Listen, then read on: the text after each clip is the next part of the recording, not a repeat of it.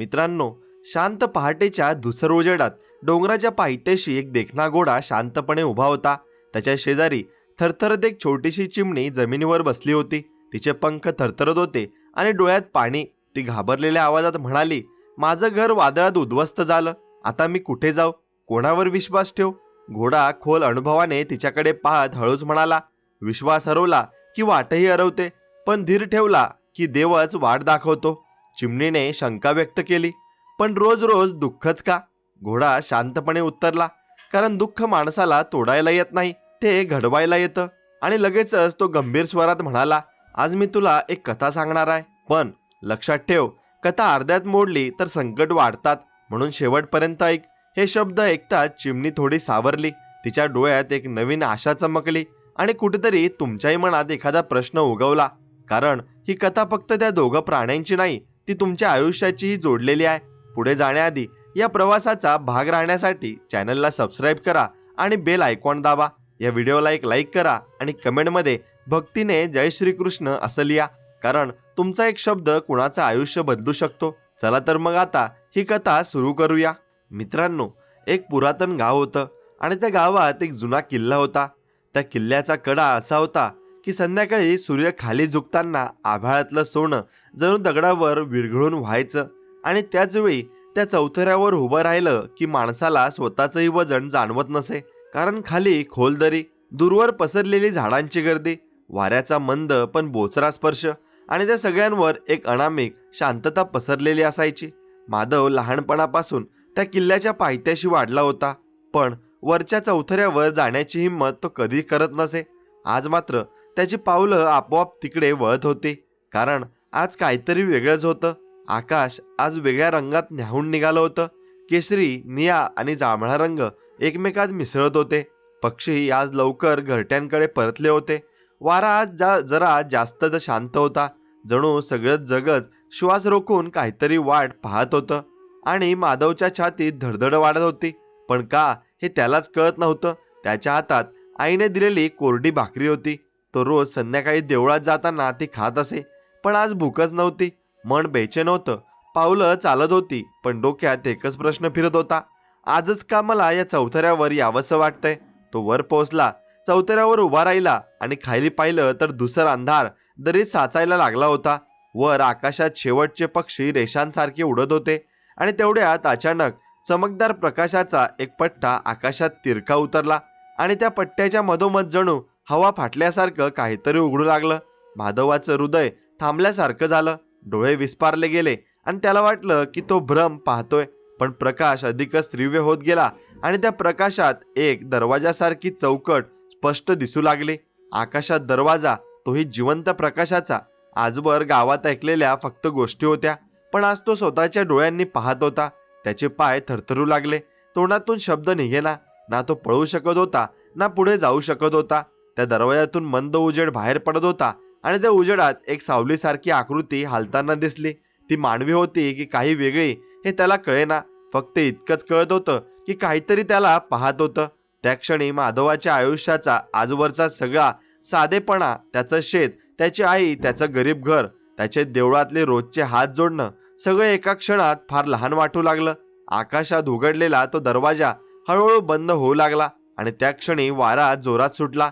धूळ उडाली, प्रकाश नाहीसा झाला आणि पुन्हा आकाश पूर्वीसारखं शांत झालं, जणू काही घडलंच नाही. माधव जमिनीवर बसून राहिला आणि श्वास जोराजोरात चालू होता. हात थरथरत होते आणि मन आतून कोसळल्यासारखं वाटत होतं. थोड्या वेळाने तो कसाबसा उठला, घराकडे धावत गेला. आईने पाहिलं तेव्हा तो अंगाने घामाघूम झालेला, चेहरा पांढरा पडलेला. काय झालं रे, असं तिनं विचारलं, पण माधव काहीच बोलू शकला नाही. फक्त देवाऱ्यासमोर जाऊन बसला. डोळ्यातून पाणी वाहत होतं आणि त्यालाच कळत नव्हतं की ते भीतीचं आहे की कुठल्या तरी अनोळखी ओढीचं. त्या रात्री त्याला झोपच लागले नाही. डोळे मिटले की पुन्हा तो प्रकाश, तो दरवाजा आणि त्या आकृती आणि हृदयाची धडधड. मग लगेच पहाटेच उठून तो नदी काठी गेला. पाणी हातावर घेऊन चेहऱ्यावर उडवलं, पण मनातील आग शांत व्हायलाच तयार नव्हती. त्याच दिवशी गावात बातमी पसरली की राजवाड्यातला कारभारी विरोचन आज पुन्हा धान्याचा दुप्पट कर बसवणार आहे.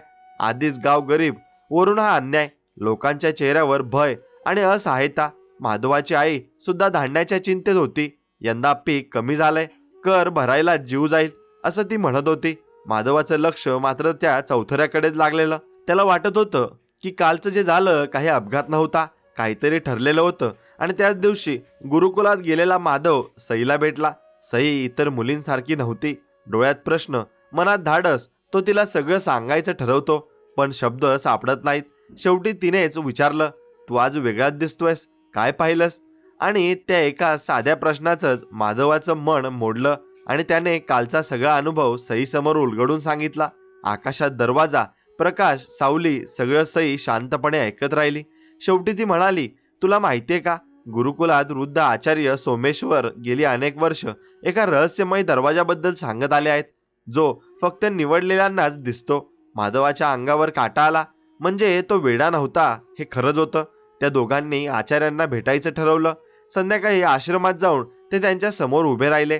आचार्य सोमेश्वरांनी माधवाकडे पाहताच डोळे खोल मिटले आणि हळू आवाजात म्हणाले, दरवाजा दिसला म्हणजे बोलावणं आलंय. माधव घाबरून गेला. कशाचं बोलावणं गुरुदेव? ते म्हणाले, ज्या काळात अन्याय शिखराला पोहोचतो तेव्हाच आकाशातला मार्ग उघडतो, पण त्या मार्गावर चालणाऱ्याला स्वतःचं आयुष्य पणाला लावावं लागतं. सई आणि माधव एकमेकांकडे पाहू लागले. बाहेर मात्र कारभारी विरोचनाचे सैनिक गावभर फिरून धान्य जप्त करायला लागले होते. लोक रडत होते, कुणी विरोध करायला धजावत नव्हतं. आणि दूर त्या किल्ल्याच्या माथ्यावर तो चौथरा पुन्हा शांत उभा होता, जणू तो पुढच्या संकेतातच काहीतरी मोठं घडवणार आहे आणि हे सांगत होता. माधवाच्या मनात पहिल्यांदाच प्रश्न उभा राहिला, तो दरवाजा मला का दिसला आणि आत्ताच का? आणि त्याचं प्रश्नाचं उत्तर शोधण्याची सुरुवात इथूनच झाली. माधव आणि सई आश्रमातून बाहेर पडले तेव्हा आकाशात संध्याकाळची सावली दाटायला लागली होती. गावाच्या रस्त्यावर चालताना दोघांच्याही पावलांचा वेग मंद होत होता, पण मनात मात्र वादळ उठलेलं. माधवाच्या डोक्यात एकच विचार फिरत होता, मी साधा शेतकऱ्याचा मुलगा, माझा त्या आकाशातल्या दरवाजाशी काय संबंध? तर सईच्या मनात वेगळाच प्रश्न आहे, जर हे बोलावणं खरंच असेल तर त्याची किंमत काय असणार आहे? गुरुकुलाच्या वाटेवर जुनं वडाचं झाड लागतं. तिथे गावकरी नेहमी थांबून दम खातात. आज तिथेच काही वृद्ध शेतकरी बसले होते. त्यांच्या चेहऱ्यावर थकवा, डोळ्यात निराशा. विरोचनाच्या सैनिकांनी दुपारीच त्यांच्या धान्याची गोणी उचलून नेली होती. माधव त्यांच्याकडे पाहू शकला नाही. मनात अपराधीपणाची लाट उमटली. त्याला वाटलं, मी आकाशातल्या दरवाजाचा विचार करतोय आणि इकडे लोक उपाशी मरतायत. सईने हळूच त्याचा हात धरला, आणि तू एकटा नाहीयेस, जे घडतंय ते सगळ्यांसाठीच घडतंय. गुरुकुलात पोहोचल्यावर आचार्य सोमेश्वर ध्यानात बसले होते. सईने आवाज न करता नमस्कार केला. माधवही खाली बसला. बराच वेळ शांतता होती, फक्त कंदिलाच्या वातीतला मंद आवाज. आणि मग आचार्यांनी डोळे उघडले आणि म्हणाले, आज चौथऱ्याकडे परत जाऊ नकोस. माधव चकित झाला, तुम्हाला कसं कळलं की मी तिथे पुन्हा जाण्याचा विचार करतोय? आचार्य हळू असले, दरवाजा दिसतो तेव्हा माणसाचं मन तिकडे जोडलं जातं, पण प्रत्येक वेळी तो उघडेलच असं नाही. सईने विचारलं, गुरुदेव, तो दरवाजा नेतो तरी कुठे? आचार्याच्या चेहऱ्यावर गंभीर छाया उमटली. तो दरवाजा जगाबाहेर नेत नाही, तो माणसाच्या कर्माच्या आत घेऊन जातो. माधव गोंधळला, माझ्या कर्माच्या आत म्हणजे काय? आचार्य म्हणाले, ज्या अन्यायाला तू रोज पाहतोस, ज्यावर तू काहीच करू शकत नाहीस असं तुला वाटतं, त्याच अन्यायाला थांबवण्याची शक्ती तुझ्यात आहे. पण ती शक्ती तुला सहज मिळणार नाही. तेवढ्यात बाहेर गोंगाट झाला. सैनिक पुन्हा कुणाला तरी ओढत नेत होते. एका वृद्ध ब्राह्मणाचा आवाज गुरुकुलापर्यंत येत होता, माझ्याकडे काहीच उरलेलं नाही, अजून काय नेणार? माधव उठून बाहेर धावला. सई त्याच्या मागे, आणि सैनिकांनी त्या वृद्धाला जमिनीवर पाडलं. त्याच्या हातातली शेवटची धान्याची पिशवी हिसकावली. माधव पहिल्यांदाच पुढे गेला. थांबा. सैनिक हसले, तू कोण राजाचा कर थांबवणारा? माधवाचं अंग थरथरत होतं, पण डोळ्यात आग होती. हा अन्याय आहे. सैनिकांनी त्याला ढकललं. माधव जमिनीवर पडला. लोक घाबरून मागे सरकले. सईने धावत जाऊन त्याला उठवलं. त्या क्षणी माधवाच्या मनात कालचा दरवाजा चमकून गेला. त्याला जाणवलं, हा अन्याय आहे आणि तो दरवाजा यांच्यात काहीतरी नातं आहे. रात्री घरी परतल्यावर आईने त्याच्या जखमेवर औषध लावलं. तू तोंड उघडलंस म्हणून मार खाल्लास, आपण काय करायचं? आणि म्हणून तिच्या डोळ्यात भीती होती. माधव काहीच बोलला नाही, फक्त देवाऱ्याकडे पाहत राहिला. त्या रात्री पुन्हा त्याला झोप लागली नाही. चंद्र वर चढला तसा प्रकाश चौथऱ्यावर पडला. माधवाला एक ओढ स्वस्त बसू देईना. तो हळूच घराबाहेर पडला. किल्ल्याच्या वाटेने वर चढू लागला. अंधार, शांतता, फक्त त्याचे पावलं आणि हृदयाचे ठोके. चौथऱ्यावर पोहोचेपर्यंत श्वास घ्यायलाच त्रास झाला. वर पोहोचताच त्याला पुन्हा तोच प्रकाश दिसला. यावेळी दरवाजा पूर्ण उघडलेला, आतून मंद पण स्थिर उजेड येत होता. त्या उजेडात पुन्हा तीच गूढ आकृती, पण आज ती स्पष्ट दिसत होती. मानवी चेहरा, तेजस्वी डोळे, शांत पण कठोर भाव. माधवाचे पाय पुढे सरकले, पण त्याच्या मनात गुरुदेवांचे शब्द घुमत होते, किंमत द्यावी लागते. तो थांबला. त्या आकृतीचा आवाज त्याच्या कानात थेट दुमटला, तू अन्याय पाहिलास, आता तू निवड कर. माधवच्या डोळ्यात पाणी आलं. मी काय करू? आवाज म्हणाला, तू आत येशील तर तुझं आयुष्य तुझं राहणार नाही. तू मागे राहिलास तर गावाचं आयुष्य बदलणार नाही. दरवाजातून वारा आला. चौतऱ्यावर धूळ उडाली. माधवाच्या मनात आई, सई, गावकरी, ते वृद्ध ब्राह्मण सगळे चमकून गेले. तो एक पाऊल पुढे टाकणार, तोच दरवाजा थरथरू लागला आणि हळूहळू मिटू लागला. आवाज शेवटचा म्हणाला, वेळ लवकर संपते. आणि पुन्हा आकाश शांत झालं. माधव गुडघ्यावर बसून राहिला. त्याला जाणवलं की आता त्याचं आयुष्य दोन भागात विभागलं गेलंय. आज जाण्याआधीचं आणि आज जाण्याच्या भीतीनंतरचं. खाली गाव झोपलं होतं, पण त्याच्यावर संकटाचं सावट अधिकच गडद झालं होतं. आणि कुठेतरी राजवाड्यात विरोचन हसत बसला होता, कारण त्याला अजून माहितीच नव्हतं की आकाशातला दरवाजा आता जागा झालाय. पहाटेचं गाव जागं झालं. ते ढोलाच्या कर्कश आवाजानं. विरोचनाचा हुकूम पुन्हा जाहीर होत होता. आज संध्याकाळपर्यंत कर्ण भरलेल्यांची घरं सील केली जातील. आणि लोकांच्या अंगावर काटा आला. कालचा अन्याय अजून ताजा असतानाच आजचा नवा आदेश. माधव झोपेतून दचकून उठला. डोळ्यासमोर अजूनही तो आकाशातला दरवाजा, तो आवाज, आणि वेळ लवकर संपते. आई चुलीपाशी बसून रडत होती. आज आपला शेवटचा धान्याचा पोत घेऊन जातील. तिच्या आवाजात भीती नव्हे तर थकवा होता. माधव काहीच बोलू शकला नाही. तो बाहेर पडला. गावाच्या रस्त्यावर लोक गडागटानं उभे होते, आणि कुणी गप्प, कुणी कुजबुजत, कुणी देवाला दोष देत, कुणी स्वतःला. त्या सगळ्यांच्या मधोमध विरोचन घोड्यावर बसून आला. अंगावर काळा जगा, डोळ्यात अजिबात करुणा नाही, फक्त हुकुमशाही. त्याने घोडा थांबवला, जमावाकडे पाहिलं आणि जोरात हसला. राजाचा कर म्हणजे देवाचा कर. जो देणार नाही तो शिक्षेला पात्र. त्या हशीतच लोक थरथरले. सैनिक पुढे सरसावले. घराघरात घुसून धान्य, भांडी, जनावरे ओढून नेऊ लागले. सई गुरुकुलातून धावत आली. तिने माधवला पाहिलं. त्याच्या नजरेत कालचा भीतीचा दूर आणि आजचा आग दोन्ही दिसत होते. हे असं चालू राहिलं तर गाव उद्ध्वस्त होईल, ती म्हणाली. माधवाने हळूच उत्तर दिलं, कदाचित हाच तो वेळ आहे. सई काही बोलणार तोच सैनिकांचा गोंगाट त्यांच्या दिशेने आला. माधवाच्या आईचं घरही टार्गेट झालं. 2 सैनिकांनी घरात प्रवेश केला. आई त्यांच्या पायांवर कोसळली. माझ्याकडे काहीच उरलेलं नाही. सैनिकांनी ऐकलंच नाही. पोतं उचलला, भांडी फेकून दिली. माधवचा संताप उफाळून आला. तो धावला. थांबा. एक सैनिक त्याच्यावर तलवार उगारत पुढे आला. माधव मागे सरकला. सैन्यामध्ये उडी घेऊन त्याचा हात धरला. आणि आता नाही. तिच्या डोळ्यात भीती नव्हती तर निर्णय होता. त्या क्षणी दूर विरोचनाने हे सगळं पाहिलं. त्याच्या नजरेत एका क्षणासाठी कुतूहल चमकलं. हा पोरगा आज मला डोळ्यात डोळे घालतोय. आणि तो मनातच असला. सैनिक घर रिकामं करून निघून गेले. आई जमिनीवर बसून रडत राहिली. माधव आणि तिच्या शेजारी बसला. मनात एकच विचार, मी काल दरवाजासमोर थांबलो, आज त्याची किंमत आई देत आहे. त्याला स्वतःचा तिरस्कार वाटू लागला. दुपारपर्यंत गाव ओस पडल्यासारखं झालं. संध्याकाळी माधव सईसोबत पुन्हा आश्रमात गेला. आचार्य सोमेश्वर ध्यानात होते. आता माधव त्यांच्या पायावर कोसळला. मी काल थांबलो, आज माझं घर उद्ध्वस्त झालं. आचार्यांनी त्याच्या डोक्यावर हात ठेवला. दरवाजा जबरदस्तीने उघडला जात नाही, पण जो थांबतो त्याच्याजवळ असलेलं काढून घेतलं जातं. हीच त्याची कसोटी आहे. सईने विचारलं, गुरुदेव, विरोचनाचा अन्याय थांबवता येईल का? आचार्य म्हणाले, दरवाजा त्या अन्यायाला थांबवण्यासाठी शक्ती देऊ शकतो, पण ती शक्ती हातात घेतली की माणूस साधा राहत नाही. माधव उभा राहिला. त्याची नजर स्थिर होती. मला साधं राहायचंही नाही आता. त्या रात्री गावात पुन्हा शांतता होती, पण ती स्मशानासारखी होती. माधव झोपलाच नाही. तो पुन्हा चौथऱ्याकडे निघाला. यावेळी पावलात भीती नव्हती तर निर्धार होता. वर पोहोचताच आकाशात पुन्हा तोच तेजस्वी दरवाजा उडू लागला. यावेळी उजेड जास्त तीव्र होता. आतली आकृती अधिक स्पष्ट. तिचा आवाज पुन्हा त्याच्या मनात उमटला, तू परत आलास. माधव पुढे सरकला. मी आज थांबणार नाही. आकृती शांतपणे म्हणाली, आत आलास तर तू परत जाशील, पण तुझ्या हातांनी जे धरशील ते जळून जाईल, आणि तुझ्या डोळ्यांनी जे पाहशील ते कधी विसरू शकणार नाहीस. माधवाने एक क्षण डोळे मिटले. समोर आईचं रडणं, सईची चिंता, गावकऱ्यांची भीती, विरोचनाचा हसू सगळं चमकून गेलं. त्याने पाऊल पुढे टाकलं, पण त्या क्षणी लांबून घोड्याचा टाप ऐकू आला. विरोचन स्वतः चौथऱ्याच्या दिशेने येत होता. त्याच्या हातात मशाल, सोबत काही सैनिक. आज मला इथे काहीतरी वेगळंच वाटतंय, तो म्हणत होता. माधव आत जाण्याचा आणि बाहेर राहण्याचा सीमारेषेवर उभा होता. दरवाजा त्याच्या पुढे उघडा. विरोचन त्याच्या पाठीमागे येत होता. 2 जणांच्या मध्ये अडकलेला तो एकटा उभा राहिला. आकाशातून प्रकाश पडत होता. जमिनीवर विरोचनाची सावली लांबत येत होती आणि दरवाजातून पुन्हा तोच आवाज हळूच उमटला. आता निवड तुझ्या हातात नाही, वेळ संपत आली आहे. माधवाचं हृदय जोरात धडधडू लागलं.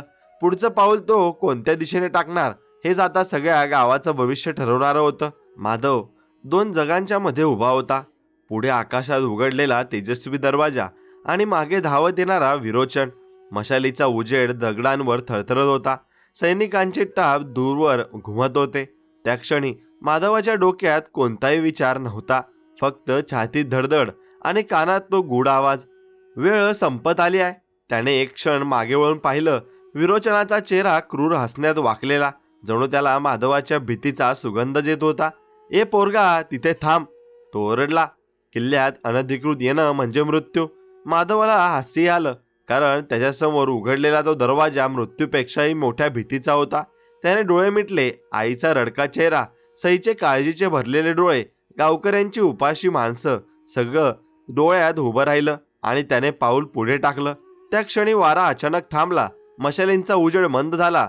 दरवाजातून आलेल्या प्रकाशाने माधवाचं संपूर्ण अंग वेढून टाकलं. विरोचन आणि सैनिक एक क्षण थबकले. अचानक त्यांच्यासमोर माधवाचा आकृतीबंध धुसर होऊ लागला आणि तो नाहीसा होतोय. एक सैनिक घाबरून ओरडला. विरोचनाने डोळे विस्पारले. नाही, थांब, तो माझा आहे. तो धावत पुढे सरसावला, पण त्याचे पाय जड झाले, जणू कुणीतरी जमिनीत रोवून टाकले होते. माधव दरवाजाच्या आत जाताच दरवाजा आकाशात बादलीसारखा मिटू लागला. एक जोरदार झोत आला. धूळ उडाली. प्रकाश झटका मारून विजल्यासारखा झाला आणि चौथऱ्यावर पुन्हा अंधारा जुरला. विरोचन जमिनीवर पडला. श्वास फुगत चालला होता. तो कुठे गेलाय? त्याच्या आवाजात पहिल्यांदाच भीती होती. माधवला मात्र असे वाटत होते जणू तो कुठल्याशा विशाल पाण्यात तरंगतोय. डोळे उघडल्यावर त्याला समोर निळसर प्रकाशाचा अनंत पट दिसला. जमीन होती पण पायाला स्पर्श होत नव्हता. आकाश होते पण ढग नव्हते. वेळ आहे की नाही हे कळत नव्हते. त्या प्रकाशाच्या मधोमध ती दिव्य आकृती उभी होती. तिचा चेहरा आता स्पष्ट दिसत होता, जणू तेजातून कोरलेला. डोळ्यात करुणाही होती आणि कठोरताही. तू दरवाजात पाऊल टाकलंस. आवाज थेट हृदयात घुमला. आता परत जाणं तुझ्या हाती उरलेलं नाही. माधवाने भीतभीत विचारलं, तुम्ही कोण आहात? आकृती क्षणभर शांत राहिली, मग म्हणाली, मी दूत आहे, न्यायाचा आणि कर्माचा आणि निवडीचा. माधवाने खाली मान घातली. मी गावासाठी आलोय. दूत म्हणाला, तू स्वतःसाठी आलास की गावासाठी हेच तू इथे ठरवशील. क्षणातच प्रकाश बदलला. माधवाच्या समोर दृश्य उभं राहिलं. त्याचं गाव, पण झळझळीत उजेडात लोकांचे चेहरे, आनंदी शेतात भरभरून पीक, आई हसत चुलीपाशी बसलेली. सई गुरुकुलात मुलींना शिकवत होती. विरोचन कुठेच नव्हता. हे काय आहे? माधवाने विचारलं. दूत म्हणाला, हे तुझ्या निवडीचं एक शक्य भविष्य आहे. प्रकाश पुन्हा फिरला. दुसरं दृश्य दिसलं. गाव जळालेलं, लोकांच्या डोळ्यात भीती, आई उपाशी, सई अंधारात रडत बसलेली आणि विरोचन राजासारख्या सिंहासनावर बसलेला. आणि हे दुसरं भविष्य आहे. दूत शांतपणे म्हणाला. माधवाच्या अंगावर काटा आला. माझ्या निवडीवर हे सगळं अवलंबून आहे. दूत म्हणाला, फक्त तुझ्यावर नाही, पण पहिलं पाऊल टाकणारा तूच आहेस. माधव थरथरत होता. मग मला काय करावं लागेल? दूताने हात पुढे केला. त्याच्या तळहातावर जळता प्रकाश तयार झाला. तू परत जाशील, पण तुझ्याकडून भीती काढून घेतली जाईल आणि तिच्या जागी एक जड जबाबदारी ठेवली जाईल. ती जबाबदारी उचलताना तू जखमी होशील, अपमान सहन करशील, एकटा पडशील. पण माधवने डोळे मिटले. माझ्या आईचं काय? दूत म्हणाला, तू जिवंत राहिलास तर तिचा श्वास चालू राहील, पण तुझं मन कधीही शांत राहणार नाही. त्या शब्दांनी माधवचं काळीज दडपलं. मी परत येऊ शकतो? दूत म्हणाला, एकदाच. त्या एकदाच तुझे करशील त्यावर पुढचे 18 दारं उघडतील. त्या क्षणी माधवाच्या मनात विरोचनाचा चेहरा प्रखर झाला. गावातील उपासमारीची आठवण झाली. स्वतःच्या भीतीची लाज वाटली. त्याने मान उचलून दूतांच्या डोळ्यात थेट पाहिलं आणि मी परत जाण्यास तयार आहे. दूताने हात हलवला. मग तुझ्या स्मरणात जो प्रकाश आहे तोच तुझं शस्त्र असेल. एक झटका लागला. डोक्यात प्रचंड वेदना उठल्या, जणू कोणीतरी त्याचं अंतःकरण कोरून काढलंय. प्रकाश फिरला. सगळं विस्कळीत झालं आणि पुढच्या क्षणी माधव पुन्हा चौथऱ्यावर कोसळला. तो जोरात श्वास घेत उठला. आजूबाजूला अंधार, थंड वारा, दूर सैनिकांचे आवाज, पण विरोचन इथे नव्हता. तो कदाचित परत फिरला असावा. माधवाच्या हाताच्या तळहातावर अजूनही उष्णता होती. उभा राहताच त्याचं शरीर जड वाटत होतं, पण मनात एक वेगळाच ठामपणा आला होता. मी फक्त पळून जाण्यासाठी नाही, तर परत आलो नाही, तो स्वतःशीच पुटपुटला. खाली गावात कुठेतरी ढोल वाजत होता. नव्या अन्यायाचं जाहीरनामं सुरू झालं असावं. माधवने आकाशाकडे पाहिलं. दरवाजा बंद होता, पण आज त्याला त्याची भीती वाटत नव्हती, कारण त्याला आता कळलं होतं की खरी लढाई दरवाजाच्या आत नाही, तर त्याच्याच गावात, त्याच्या लोकांमध्ये आणि त्याच्या स्वतःच्या भीतीमध्ये आहे.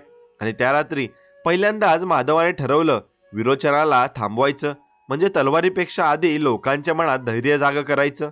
पण हे सगळं करायला त्याला किती मोठी किंमत मोजावी लागेल याची त्याला अजून कल्पनाही नव्हती. माधव चौतऱ्यावरून खाली उतरला तेव्हा त्याच्या पावलात आधीची घाई नव्हती, तर एक विचित्र शांत ठामपणा होता. हाताच्या तळहातावर अजूनही उष्णतेची जाणीव होती. जणू दूताने दिलेला प्रकाश आतून धगधगत होता. किल्ल्याच्या पायथ्याशी पोहोचेपर्यंत पहाटेचे हलके उजाडू लागले होते आणि गाव अजून अर्धवट झोपेत होतं. पण रस्त्यावर पडलेली रिकामी भांडी, फाटके पोते, उपाशी जनावरांचे आवाज सांगत होते की कालची रात्र इथे सुखाची गेली नव्हती. माधव सरळ सईकडे गेला. गुरुकुलाच्या ओसरीत ती झाडाला टेकून बसलेली, डोळ्यात झोप नाही, मनात चिंता. त्याला पाहताच ती उठली. तू रात्री परत गेला होतास ना? तिच्या आवाजात राग नव्हता, भीती होती. माधवाने मान हलवली. मी आत गेलो होतो. सई स्तब्ध झाली. क्षणभर काहीच बोलली नाही. मग हळूच विचारलं, परत कसा आलास? माधव म्हणाला, परत यायचंच होतं, नाहीतर सगळं संपलं असतं. तो सगळं सांगू लागला. दूत, 2 भविष्य, निवड, जबाबदारी. आणि सई शांतपणे ऐकत राहिली. शेवटी म्हणाली, मग आता काय? माधवने पहिल्यांदाच ठाम आवाजात उत्तर दिलं, आता लोकांना घाबरणं थांबवायला शिकवायचं. आणि सकाळ होताच माधव गावभर फिरू लागला. कालपर्यंत जे लोक त्याला एक साधा गरीब शेतकऱ्याचा मुलगा म्हणून पाहत होते, आज त्याच्या डोळ्यात वेगळी चमक दिसत होती. तो थेट त्या वृद्ध ब्राह्मणाकडे गेला, ज्याचं धान्य काल हिसकावलं गेलं होतं. तो दारात रिकामा बसलेला, डोळे सुज्ञ. आणि माधव त्याच्या समोर बसला. काका, तुम्ही काल सैनिकांसमोर काहीच का बोलला नाहीत? वृद्ध थकलेल्या आवाजात म्हणाला, बोलून काय होणार? बोलणाऱ्याचा गळ सगळ्यात आधी जळतं. माधवने हळूच त्याचा हात धरला. घर जळण्यापेक्षा माणूस जळणं जास्त भयानक आहे. वृद्धाने त्याच्याकडे पाहिलं. त्या एका वाक्यात माधवाचे शब्द नसून जी काही ताकद होती ती त्याला कळली. दुपारी तो शेतकऱ्यांच्या गटात गेला. कुणी नांगर सांभाळत होतं, कुणी कोरड्या जमिनीकडे पाहत उभा होता. माधव म्हणाला, तुम्ही सगळे एकत्र आलात तर विरोचन काही करू शकणार नाही. एक जण हसला. तो एकटा नाही, त्याच्या मागे राजा आहे. माधव शांतपणे म्हणाला, राजाला पण आपला श्वास लोकांकडूनच मिळतो. या सगळ्यांची खबर विरोचनापर्यंत पोहोचायला वेळ लागला नाही. दुपारपर्यंतच त्याला कळलं की गावात तो पोरगा काहीतरी पेटवत फिरतोय. तो हसला. भीक मागणाऱ्याला हातात तलवार नसते, भीक मागणाऱ्याच्या जिभेवरचं मी बंधन घालतो. त्याने सैनिकांना हुकूम दिला, संध्याकाळपर्यंत माधवाला माझ्या समोर आणा. सैनिक गावभर पसरले. पण आज परिस्थिती वेगळी होती. माधव एकटा नव्हता. तो जिथे जाई तिथे 2-4 माणसं त्याच्या मागे उभी राहत होती. अजून बंड नव्हतं, पण भीतीच्या भिंतीला पहिली भेग पडली होती. सई गुरुकुलात मुलींना एकत्र करत होती. घाबरायचं नाही, आज आपल्यावरची नजर वाकडी झाली आहे, पण जर नजर झुकवली तर आपल्यावर पाय ठेवले जातात. तिच्या शब्दांनी मुलींच्या डोळ्यात पहिल्यांदाच निर्धार चमकला. संध्याकाळी माधव घराकडे निघाला. आई अजूनही रिकाम्या भांड्याकडे पाहत बसलेली. त्याला पाहताच तिने विचारलं, आज काही खायला आहे का? त्या प्रश्नाने माधवाला आतून तडा गेला. पण तो खाली बसून म्हणाला, आज नाही, पण उद्या असेल. आई हळूच हसली. उद्या? उद्या करून आयुष्य गेलं रे. माधव तिला काहीच उत्तर देऊ शकला नाही. बाहेर सैनिकांचा आवाज आला. माधव कुठे आहे? आई दचकली. तुलप. माधव उभा राहिला. नाही, आज नाही. तो बाहेर गेला. सैनिकाने त्याला वेढलं. विरोचनाने बोलावलाय. माधव शांतपणे म्हणाला, मी येतो, पण तुमच्यासोबत नाही, मी चालत येतो. सैनिक क्षणभर गोंधळले, पण त्याला पुढे चालू दिलं. रस्त्यातून जाताना लोक दारातून डोकावू लागले. काहींनी नजर खाली घातली आणि काहींनी हळूच हात जोडला आणि काहींनी धीराने त्याच्या मागे पावलं टाकली. माधव एकटा चालला नव्हता. त्याच्या मागे गावाचं मन चालू लागलं होतं. राजवाड्याच्या आवारात पोहोचताच विरोचन दगडी सिंहासनावर बसलेला, चेहऱ्यावर उपेक्षांचं हास्य. आज असं ऐकलंय तू लोकांना भडकवतोय? माधव शांतपणे पुढे उभा राहिला. मी भडकवत नाही, त्यांना जागा करतोय. विरोचन जोरात हसला. जागा करायचं असेल तर आधी झोपेची शिक्षा देतो. त्याने सैनिकांना खून केली. सैनिक माधवकडे झेपावले. त्या क्षणी माधवाच्या मनात दूताचे शब्द उमटले. भीती काढून घेतली जाईल आणि त्याचा हात नकळत घट्ट मुठीत गेला. तळहातातील उष्णता पुढे वाढली. सैनिकांचा पहिला गाव त्याच्या खांद्यावर बसला. वेदना उठली, पण तो खाली पडला नाही. उलट तो ठाम उभा राहिला. लोकांचा समोर राजवाड्याच्या बाहेर जमा झाला. सईही तिथेच होती. तिच्या नजरेत भीती होती, पण त्याहीपेक्षा जास्त प्रार्थना होती. विरोचनाने पाहिलं, पोरगा अजूनही उभा आहे. त्याच्या डोळ्यात आज पहिल्यांदाच अस्वस्थता चमकली. पुन्हा मार, त्याने हुकूम दिला. सैनिकांनी दुसरा गाव उगारला आणि त्याच गावाच्या वेळी आकाशात कुठेतरी दूर गडगडाट झाला. ढग आल्यासारखं वातावरण बदललं आणि लोक एकमेकांकडे पाहू लागले. माधवाच्या ओठांवर क्षीण हास्य उमटलं, कारण त्याला समजलं होतं दरवाजा जरी बंद असला तरी त्याची निवड आता आकाशाला दिसत होती. आणि त्या क्षणी विरोचनाच्या मनातही पहिल्यांदाच एक अज्ञात भीती उमगली. आणि कारण समोरचा पोरगा आता पोरगा उरलेला नव्हता, तो लोकांच्या मनातील आगीचा पहिला ज्वाळा बनला होता. माधवावर सैनिकांचा दुसरा गाव बसण्याआधीच राजवाड्याच्या आवारात अचानक शांतता पसरली. आकाशातल्या गडगडाटाने सगळे क्षणभर थबकले. वाऱ्याची दिशा बदलल्यासारखी वाटली. विरोचन क्षणात सावरला आणि दात ओठात खाऊन ओरडला. ढगांचा आवाज ऐकून थांबायचं नाही, मार. सैनिकांनी पुन्हा हात उगारले. यावेळी घाव जास्त जोरात होता. माधवाच्या पाठीवर पडताच त्याच्या तोंडून हलकी कण निघाली, पण तो अजूनही उभा होता. डोळ्यात वेदना नव्हत्या, तर एक विचित्र शांतता होती, जणू तो वेदनांपलीकडे गेला होता. लोकांच्या समूहातून कुजबूज सुरू झाली. कुणाच्या तरी तोंडून अलगद शब्द निघाला, हा अजूनही पडत नाही. आणि त्या एका वाक्यातच भीती आणि धैर्य एकत्र मिसळलं. सई बाहेरून धावत राजवाड्याच्या दाराजवळ आली. सैनिकांनी तिला थांबवलं, पण ती तिथेच उभी राहिली. तिच्या हातात लहानसा तुळशीचा पानांचा हार होता. ती तो हार घट्ट धरून उभी राहिली आणि हळूच पुटपुटत प्रार्थना करू लागली. तिचे ओठ हलत होते, पण शब्द कोणालाच ऐकू येत नव्हते. तिच्या डोळ्यातून पाणी वाहत होतं, पण तिने नजर खाली घेतली नाही. विरोचन उठून उभा राहिला. तो माधवाच्या अगदी जवळ आला. त्याने माधवाच्या हनुवटीवर बोट ठेवून त्याचं तोंड वर केलं. तू कोण आहेस रे, जो इतका मार खाऊनही माझ्याकडे सरळ पाहतोयस? माधवाचा आवाज थरथरला, पण शब्द मजबूत होते. मी तो आहे जो उद्या तुझ्या भीतीचं कारण बनेल. लोंढ्यातून एकदम उसळलेला श्वास ऐकू आला. लोकांच्या छातीत दडपलेली हवा बाहेर पडली. विरोचनाच्या चेहऱ्यावरचा रंग बदलला. त्याच्या डोळ्यात क्रोधाचं विष साचलं. याला ओढून घेऊन जा, सगळ्यांसमोर झोडपून काढा.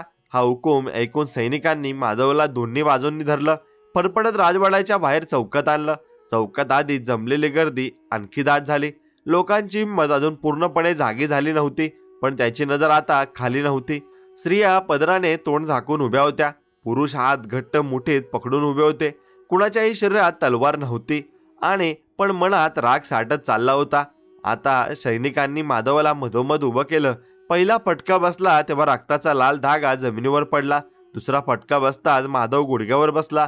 लोकांच्या तोंडून एकत्रित अश्रूंचा ओंकार निघाला, पण तो अजून ओरडला नव्हता. त्याच्या ओठांवर एकच शब्द होता, आई. तो शब्द सईपर्यंत जाऊन आदळला. तिच्या पायाखालची जमीन हल्ल्यासारखी वाटली. तिसऱ्या फटक्यानंतर माधव कोसळला.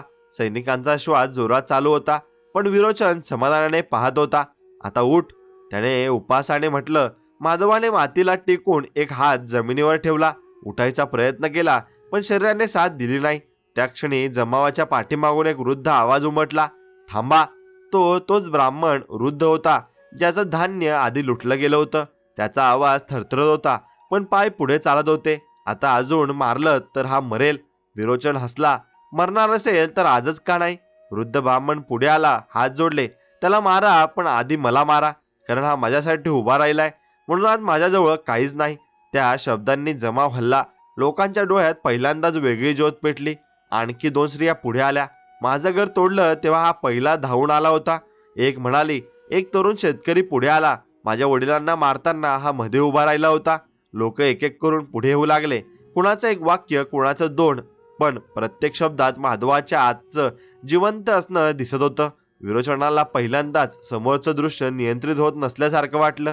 त्याने सैनिकांना खुणावलं, सगळ्यांना मागे ढकल. सैनिक पुढे सरसावले, पण लोक आता पळाले नाहीत.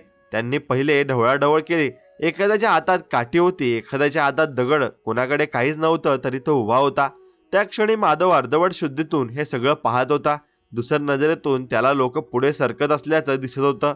कानात दूतांचा आवाज परत घुमला. भीती काढून घेतली जाईल, आणि त्याच्या ओठांवर हलकसं हास्य उमटलं. विरोचन मागे सरकला. पहिल्यांदाच त्याच्या मनात खरी भीती शिरली. कारण आता हा एकटा पोरगा राहिला नव्हता, तर हा जमावाचं मन बनू लागला होता. त्याने ओरडाओरड केला आणि सैनिक तलवारी बाहेर काढा. तलवारी चमकल्या. चौका क्षणात तणावाचं गरम तापमान पसरलं. स्त्रियांच्या तोंडून किंकाळी निघाली. सैन्य आपोआप हात दोन्ही डोळ्यांवर ठेवले आणि प्रार्थना अधिक जोराची झाली. मग त्या क्षणी दूर किल्ल्याच्या वरच्या बाजूला आकाशात हलकासा प्रकाश चमकून गेला. फार कुणाच्या नजरेतही आला नाही, पण माधवाच्या अर्धवट शुद्ध मनात एका क्षणासाठी पुन्हा तो दरवाजा दिसला. बंद असतानाही तेज देत होता आणि उभा होता. आणि त्या क्षणी जमावातून एक तरुण जोरात ओरडला, आम्ही आता मागे हटणार नाही. त्या एका घोषणेनं इतरांचे ओठ उघडले. नाही हटणार, नाही हटणार. आवाज एकामागोमाग एक वाढू लागले. ते युद्ध नव्हतं, ते घोषणा नव्हता, आणि ती भीतीच्या कबरवर टाकलेली पहिली माती होती. विरोचनाने तलवारीचा इशारा केला. ज्याला आज मरायचं असेल तो पुढे येऊ दे. क्षणभर शांतता पसरली आणि त्या शांततेतून तोच वृद्ध ब्राह्मण पुढे आला. थरथरत्या शरीराने पण सरळ छातीने. पहिल्या माझ्यावर घाव घाल. सैनिक गोंधळले. कुणाच्याच हातात तलवार उचलणे इतकी खात्री उरली नव्हती, कारण आता तलवार समोर उभ्या असलेल्या माणसावर नव्हे, तर संपूर्ण गावाच्या उभ्या मानसिकतेवर चालणार होती. माधव खाली रक्तात पडलेला, पण त्या रक्तानं आता लोकांच्या मनात आग पेटली होती. विरोचन हे सगळं पाहत होता. त्याला जाणवलं की आज जर एक पाऊलही जास्त पुढे टाकलं तर हे शांत राहणार नाही. तलवारी म्यानात जातील आणि लोकांच्या हातात काठ्या नव्हे तर सुडाची ज्वाला येईल. त्याने संताप घेऊन आपली तलवार खाली घेतली. आज इतक्यावर सोडा, त्याने सैनिकांना हुकूम दिला. जमावात सुटकेचा श्वास गेला, पण त्या श्वासात आता भीतीपेक्षा संघर्ष जास्त होता. सैनिकांनी माधवाचं शरीर फरफटत बाजूला नेऊन टाकलं. लोक धावत त्याच्याकडे गेले. सई त्याच्या डोक्याजवळ बसली आणि त्याचा डोका हे आपल्या मांडीवर घेतलं. माधव डोळे उघड. त्याची श्वासोश्वास मंद होती, पण चालू होती. पण त्या क्षणी सईच्या डोळ्यात पहिल्यांदाच भीतीपेक्षा खोल प्रार्थना उमटली. आणि कारण आज तिला कळलं होतं की हा पोरगा फक्त एक माणूस नाही राहिला, तो संघर्षाची पहिली ठिणगी बनलाय. आणि विरोचन दूर जाताना मनातच म्हणत होता, हे आज वाचले आहेत, पण उद्यापासून ही आग विझवायला मला वेगळ्या प्रकारचा अंधार उतरावा लागेल. कारण त्यालाही कळून चुकलं होतं की भीतीच्या सारख्या या साखळ्या आता सैल होत चालल्या आहेत. माधव शुद्धीवर आला तेव्हा प्रथम त्याला वेदनेपेक्षा वेगळाच एक उष्ण स्पर्श जाणवला. जखमांवर लेप लावलेला, अंगावर मऊ वस्त्र पांघरलेला. डोळे उघडता दुसरपणे सईचा चेहरा दिसला. डोळे लाल झालेले, पण नजर स्थिर. तू श्वास घेतोयस, ती हळूच म्हणाली. जणू तेच तिच्यासाठी सगळ्यात मोठं उत्तर होतं. माधव बोलायचा प्रयत्न केला, पण घशातून शब्द निघाला नाही. फक्त ओठ हलले. सईने पाण्याचे 2 थेंब त्याच्या ओठांवर टाकले. आत्ता बोलू नकोस, ती म्हणाली. आज तुझा प्रत्येक श्वास लोकांच्या मनात नवा श्वास होतोय.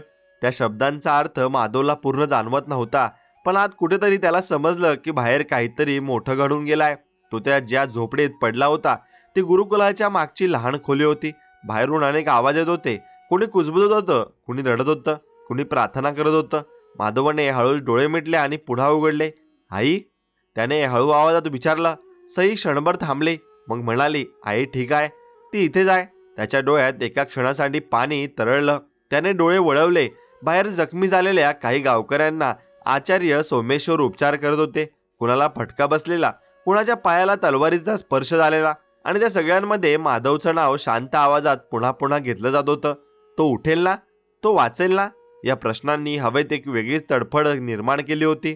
संध्याकाळ होताच विरोचनाच्या राजवाड्यात मात्र वेगळंच वातावरण होतं. त्याने एकट्यानेच दार बंद करून घेतलं होतं.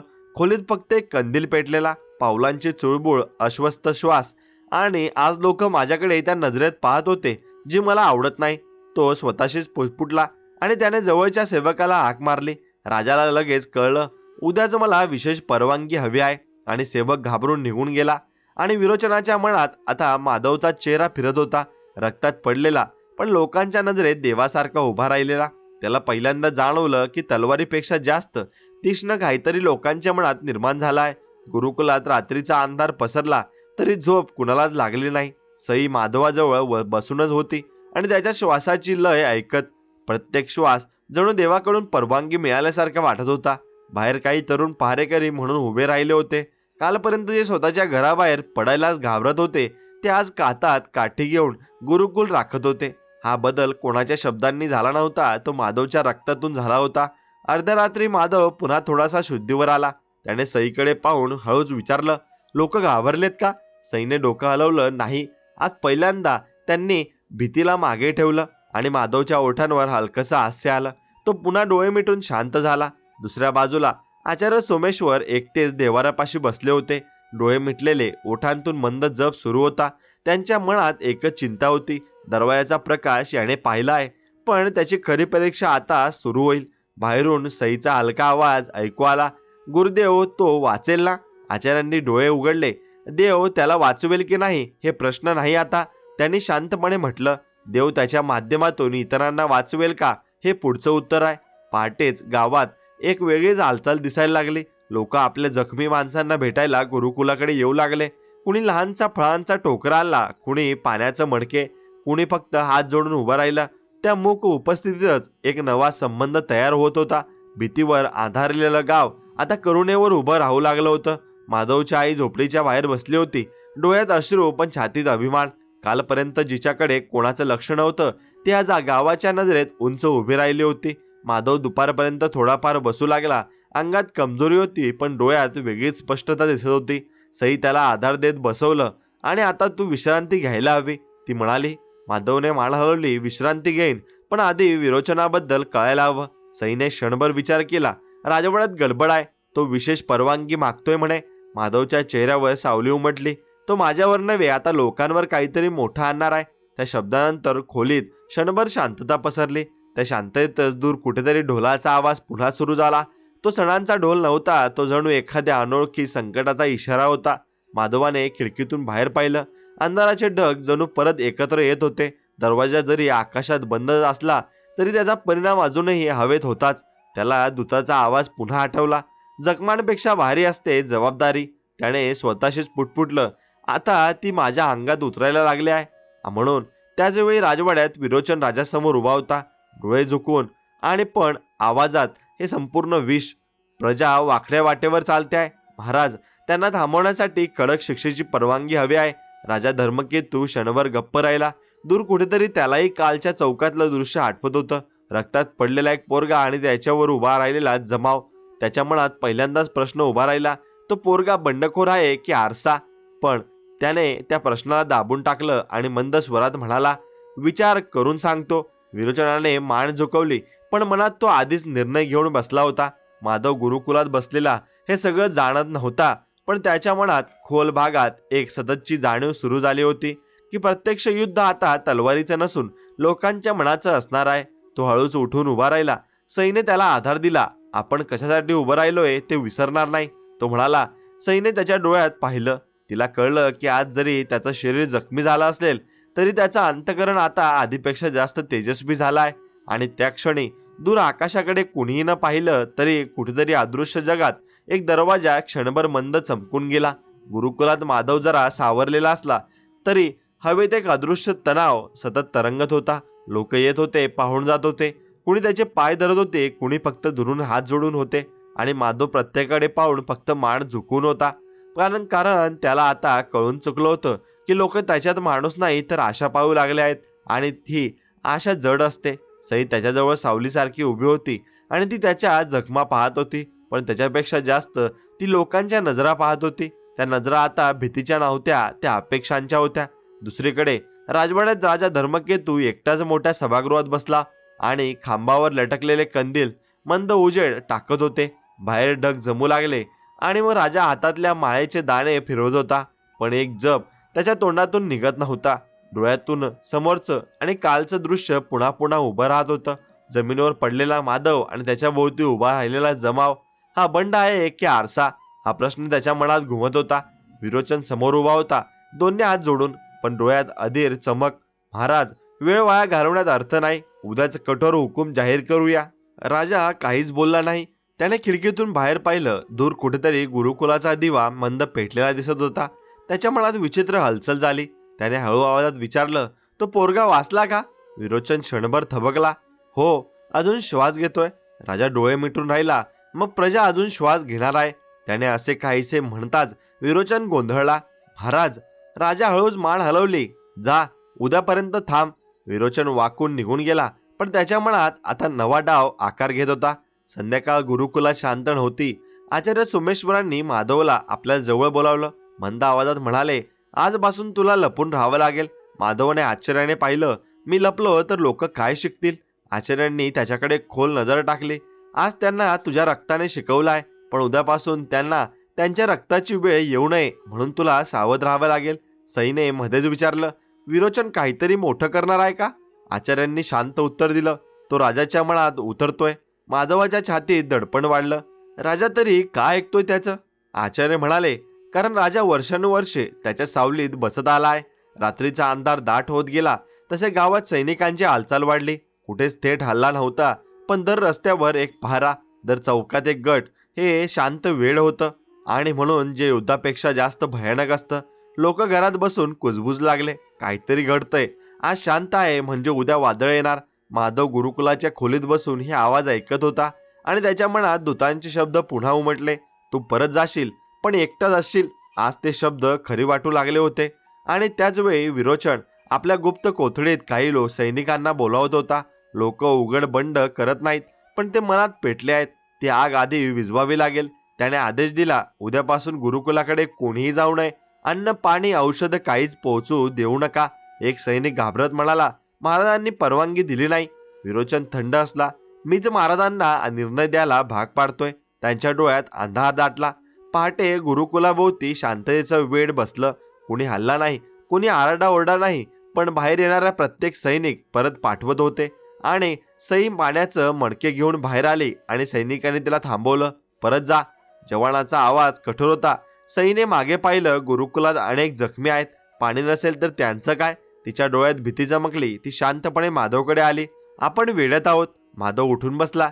त्याच्या जखमांचा त्रास त्याला जाणवत होता, पण मनात जास्त मोठा त्रास उसळला. तो लोकांची हवा बंद करतोय. तो म्हणाला. सई हळूच पुटपुटली. हवा बंद केली की आग विझते असं त्याला वाटतंय. आचार्य सोमेश्वरांनी हे ऐकून फक्त एकच वाक्य म्हटलं, आता दरवाजामुळे नव्हे तर लोकांच्या संयमामुळे वेळ बदलेल. माधवने डोळे मिटले, आणि त्याच्या मनात पुन्हा तो प्रकाश डोकावला, पण यावेळी दरवाजा नव्हे आणि लोकांच्या डोळ्यातला. त्याने ठामपणे म्हटलं, आपण या वेड्याला नक्कीच भीतीने नव्हे तर शांततेने उत्तर देऊ. सईने त्याच्याकडे पाहिलं. आणि जर उपाशीपणा वाढला तर? माधव मंद असला, तर उपाशीपणालाच आपली बाजू बोलू द्यायची. वेळाचा दुसरा दिवस सुरू होताच लोकांच्या घरात खाणं कमी होऊ लागलं. कुठे पाणी संपत होतं, कुठे धान्य, पण दारे उघडून कुणी तक्रार करायला जात नव्हतं. ही शांतता विरोचनासाठी भयंकर होती, कारण त्याला अश्रू आणि किंकाळ्या कळायच्या, पण शांततेचा अर्थ त्याला समजत नव्हता. त्याला वाटलं जास्त दिवस चालणार नाही. पण गुरुकुलात लोकांनी आपापसात थेंबे थेंबे पाणी वाटून घेतलं. अन्नाचा कण कण वाटून घेतला. कुणी भांडण केलं नाही, कुणी मागे हटलं नाही. त्या दिवशी संध्याकाळी राजा धर्मकेतू स्वतः झोपड्यांच्या बाजूला गुपचूप फिरत होता, सोबत फक्त एक सेवक. त्याने घर झोपडीत डोकावून पाहिलं. लोक भुकेले होते, पण त्याच्या चेहऱ्यावर तक्रार नव्हती. कोणीतरी शब्दात नाही पण नजरेत एका नावाचा जप करत होतं, माधव, माधव. आणि त्या नावाने राजाच्या छातीत काहीतरी चिरडलं. त्याला प्रथमच उमगलं की तलवारीपेक्षा नाव जास्त धारदार असतं. तो परत राजवाड्याकडे गेला, वळला, आणि तेव्हा त्याच्या मनातील वणवा भडकू लागला. मी राजा आहे, पण हे लोक कुणाच्या नावावर उभे आहेत? आणि राजवाड्यात पोहोचताच विरोचन त्याची वाट पाहत होता. महाराज, वेड्याचा परिणाम दिसायला लागलाय. राजा त्याच्याकडे रोखून पाहत म्हणाला, लोक उपाशी आहेत, पण ते झुकलेले नाहीत. विरोचन क्षणभर गप्प झाला. पहिल्यांदाच त्याच्याकडे उत्तर नव्हतं. त्या रात्री आकाश ढगांनी भरून गेलं. विजांचा मंद प्रकाश अधूनमधून गुरुकुलावर पडत होता. माधव खिडकीतून बाहेर पाहत शांत उभा होता. त्याच्या मनात दूतांचा आवाज पुन्हा हलकेच उमटला. दुसरी पायरी समोर आहे त्याचे, आणि त्यानेच हळू पुटपुटलं, आता शत्रू तलवार नाही तर उपासमार आहे. सई त्याच्या बाजूला उभी राहिली. आणि आपण? माधवने थेट आकाशाकडे पाहिलं. आणि आपण अजूनही लोक आहोत, आणि तेच आपलं शस्त्र आहे. आणि त्या शांत वेड्यातल्या रात्रीत कुठेतरी अदृश्य जगात एक दरवाजा पुन्हा क्षणभर हलकेच उजळला, जणू पुढची कसोटी जवळ येते आहे हे सांगायला. वेळाचा तिसरा दिवस उजाडला. तेव्हा गुरुकुलात सकाळचा सूर नेहमीसारखा नव्हता. कोंबड्यांचा आरव नव्हता, मुलांच्या पावलांचा गोंगाट नव्हता. फक्त रिकाम्या पोटांची शांत तडफड हवेत पसरली होती. माधव उठून बसला तेव्हा त्याच्या डोळ्यासमोर क्षणभर अंधार फिरून गेला. जखमा अजूनही ताज्याच होत्या, आणि अंगातली ताकद उपासमारीनं झपाट्यानं कमी होत चालली होती. सई त्याच्याकडे धावत आली. तू अजून उठू नकोस. माधव हळूच असला, आज बसून नेतृत्व करता येणार नाही असं वाटतंय. सई काही बोलली नाही, फक्त त्याचा हात घट्ट धरून राहिली. आचार्य सोमेश्वर बाहेर अंगणात उभे होते. त्यांच्या समोर काही गावकरी बसलेले. कुणाच्या हातात रिकामी वाटी, कुणाच्या हातात फक्त पाण्याचे मडके. आचार्यांनी शांत आवाजात सांगितलं, आज आपल्याकडे अन्न जवळजवळ संपलाय. कुणाच्या तोंडूनही आक्रोश निघाला नाही, फक्त डोळे मिटले. कोणीतरी पुटपुटलं, देव पाहिल. आचार्यांनी मान हलवली. देव पाहतोच, पण आज तो आपली माणुसकी कशी आहे ते पाहतोय. दुपारपर्यंत गावातही उपासमारीचे पंजे घट्ट आवळू लागले. घराघरातून धूर निघणं बंद झालं आणि मुलांचे रडणं वाढलं. काही स्त्रिया पाण्यावर दिवस काढत होत्या. सैनिक मात्र रस्त्यावर उभे राहून थंड नजरेनं सगळं पाहत होते. कुणी वेढा तोडायचा प्रयत्न करताच त्याला लगेच मागे ढकललं जात होतं आणि या सगळ्यांच्या वर राजवाड्यात विरोचन शांत बसून वेळ मोजत होता. भूक जेव्हा हाडांपर्यंत जाते तेव्हा माणूस देव विसरतो, तो स्वतःशीच म्हणाला. गुरुकुलात मात्र एक विचित्र बदल घडत होता. उपाशीपणा वाढत असतानाच लोकांच्या चेहऱ्यावर तक्रारीऐवजी एकमेकांसाठीचा विचार दिसू लागला. ज्या घरात एकच टोपली उरली होती तिथून अर्धी धान्याची मूठ शेजाऱ्यांच्या वाटेत पडू लागली. कोणी पाणी जास्त प्यायचं टाळू लागलं, कोणी आपली वाटी लपून नाही तर वाटून वापरू लागलं. माधव हे सगळं खुर्चीत बसून पाहत होता. त्याच्या डोळ्यात पाणी आलं. हेच आहे ते शस्त्र. तोच हळूच पुटपुटला. सईने त्याच्याकडे मान नक्कीच पाहून हलवली. आणि तू लोकांना एकट्याची ताकद आणि लढाई शिकवली आहेस. तू त्यांना एकमेकांसाठी लढायला शिकवलंस. त्या दिवशी संध्याकाळी एक विचित्र घटना घडली. गुरुकुलाच्या वेढ्याबाहेर उभ्या असलेल्या सैनिकांपैकी एका तरुण सैनिकाने आपलं शिरस्थान खाली काढलं. तो काही क्षण स्थिर उभा राहिला, मग हळूच माघार घेत गुरुकुलाच्या दिशेने आला. इतर सैनिक चकित झाले. थांब, कुठंतरी ओरडलं, पण तो थांबला नाही. तो सरळ आचार्य सोमेश्वरांसमोर उभा राहिला. हात जोडले. आवाज थरथरत होता. मी तुम्हाला न पाहता नाही राहू शकलो. त्याने पाठीवरची छोटी पिशवी काढली. त्यात थोडंसं धान्य, काही फळं होती. हे घ्या. आचार्यांनी त्याच्याकडे दीर्घ नजर टाकली. तुला शिक्षा होईल. सैनिक डोळे मिटून म्हणाला, झालीच तर होईल, पण आज माझं मन शांत आहे. ही बातमी वाऱ्यासारखी गुरुकुलात पसरली. लोकांनी त्या सैनिकाकडे वेगळ्याच नजरेने पाहिलं. तो शत्रू नव्हता राहिला. तो उपास मारेला जिंकलेल्या एका माणसाचं रूप बनला होता. माधवाने सईकडे पाहत हळूच म्हटलं, भूक फक्त तोडत नाही, ती जोडते सुद्धा. पण या घटनेनं विरोचनाचा संताप मात्र आकाशाला भिडला. त्याला जेव्हा कळलं तेव्हा त्याने त्या सैनिकाला उघड चौकात बांधून मारण्याचा आदेश दिला. इतरांना धडा मिळवायला हवा. त्याने दात खाऊन म्हटलं. दुसऱ्या दिवशी पहाटे त्या तरुण सैनिकाला चौकात उभं करण्यात आलं. गावकरी दूरवरून हे दृश्य पाहत होते. कुणाच्या डोळ्यात भीती, कुणाच्या डोळ्यात राग. सईने हे दृश्य गुरुकुलातून पाहिलं आणि धावत माधवकडे आली. तो सैनिक त्याला मारणार आहेत. माधवचा चेहरा फिकट पडला. जखमा असूनही तो उभा राहिला. पाय थरथरले, पण तो थांबला नाही. तो धान्य माझ्यासाठी नव्हतं, ते लोकांसाठी होतं. तो म्हणाला, आता त्याची किंमत लोकांनाच ठरवावी लागेल. माधव गुरुकुलाबाहेर पडताच सैनिकांनी त्याला अडवलं. पण त्याच वेळी गावातून लोकांची गर्दी उसळू लागली. स्त्रिया, वृद्ध, तरुण सगळेजण हळूहळू चौकाच्या दिशेने निघाले. कोणाच्या हातात काठी नव्हती, पण प्रत्येकाच्या छातीत निर्धार होता. विरोचन चौकात उभा राहून हे दृश्य पाहत होता. हे उपाशी लोक काय करणार? तो उपहासाने हसला. सैनिकाने दोरी घट्ट धरली होती. त्या तरुण सैनिकाचा चेहरा फिकट होता, पण त्याच्या नजरेत पश्चाताप नव्हता. माधव गर्दीतून पुढे आला. त्याचे पाय जड पण आवाज स्थिर. तू जर त्याला मारलंस तर तू आज मला दुसऱ्यांदा मारशील. विरोचन भडकला. तुझं आयुष्य अजून संपलेलं नाही का? माधव शांतपणे उत्तरला, माझं आयुष्य आजपासून माझं राहिलेलं नाही, ते या लोकांचं आहे. त्या वाक्यानंतर चौकात पूर्ण शांतता पसरली. ही शांतता भीतीची नव्हती, ती श्वास रोखून ठेवलेली प्रतीक्षा होती. विरोचन, हात उगारणारच तोच. गर्दीतून एका वृद्ध स्त्रीचा आवाज आला. जर तो अपराधी असेल तर आम्ही सगळेच अपराधी आहोत. त्या शब्दानंतर दुसरा आवाज, तिसरा आवाज आणि एकमेकांमाग एक लोक बोलू लागले. आम्ही त्याला अन्न दिलं, आम्ही त्याला पाणी दिलं, आम्ही नियम मोडला. विरोचन अवाक झाला, कारण तो एका माणसाला शिक्षा देणार नव्हता. तो समोर संपूर्ण गाव उभं राहिलं होतं. त्या क्षणी राजवाड्याच्या दूरच्या गॅलरीतून राजा धर्मकेतू हे दृश्य पाहत होता. त्याच्या मनात अचानक कालच्या वेळातला शांततेचं चित्र उमटलं. आज त्याचं शांततेचं रूप या उभ्या लोकांमध्ये दिसत होतं. त्याच्या श्वासात थोडा कंप आला. त्याने सेवकाला हळू आवाजात म्हटलं, हे आता साधं बंड राहिलेलं नाही. विरोचन मात्र अजून हार मानायला तयार नव्हता. त्याने तलवारीला हात घातला. मग सगळेच दोषी असाल तर सगळ्यांना शिक्षा मिळेल. त्या क्षणी लोकांमध्ये हालचाल झाली. कोणी पाऊल मागे घेतलं नाही. उलट गर्दी अजून घट्ट झाली. माधवाने डोळे मिटले. आत कुठेतरी दूताचा आवाज पुन्हा हलकेच उमटला. उपासमार हा शेवट नाही, तो निवडीचा उंबरठा असतो. त्याने डोळे उघडले. विरोचनाच्या डोळ्यात पहिल्यांदा शुद्ध क्रोध नव्हे तर अस्वस्थता दिसली. आकाशात ढग घट्ट जमू लागले. वाऱ्याचा जोत अचानक वाढला. चौकात धूळ उडाली. लोकांची वस्त्र फळफळू लागले. जणू निसर्ग स्वतःही या निर्णयाचा क्षणी श्वास रोखून धरून बसला होता. तलवार बाहेर येणार होती, शिक्षा होणार होती, की काहीतरी वेगळंच घडणार होतं याची खात्री कुणालाच नव्हती. पण एक मात्र स्पष्ट होतं, उपासमारीनं लोकांची पाठ मोडली होती.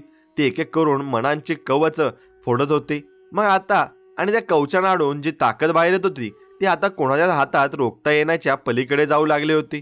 चौकात तलवारीच्या मुठीवर विरोचनाचा हात घट्ट बसला होता. लोकांचा श्वास रोखलेला, तरुण सैनिक दोरीत बांधलेला, पण त्याच्या डोळ्यात भीतीपेक्षा शांत स्वीकार होता. माधव समोर उभा, जखमी अंगाने थरथरत, पण नजरेत ठामपणा. आणि त्या क्षणी राजवाड्याच्या गॅलरीतून राजा धर्मकेतूने हात उचलला. थांबा.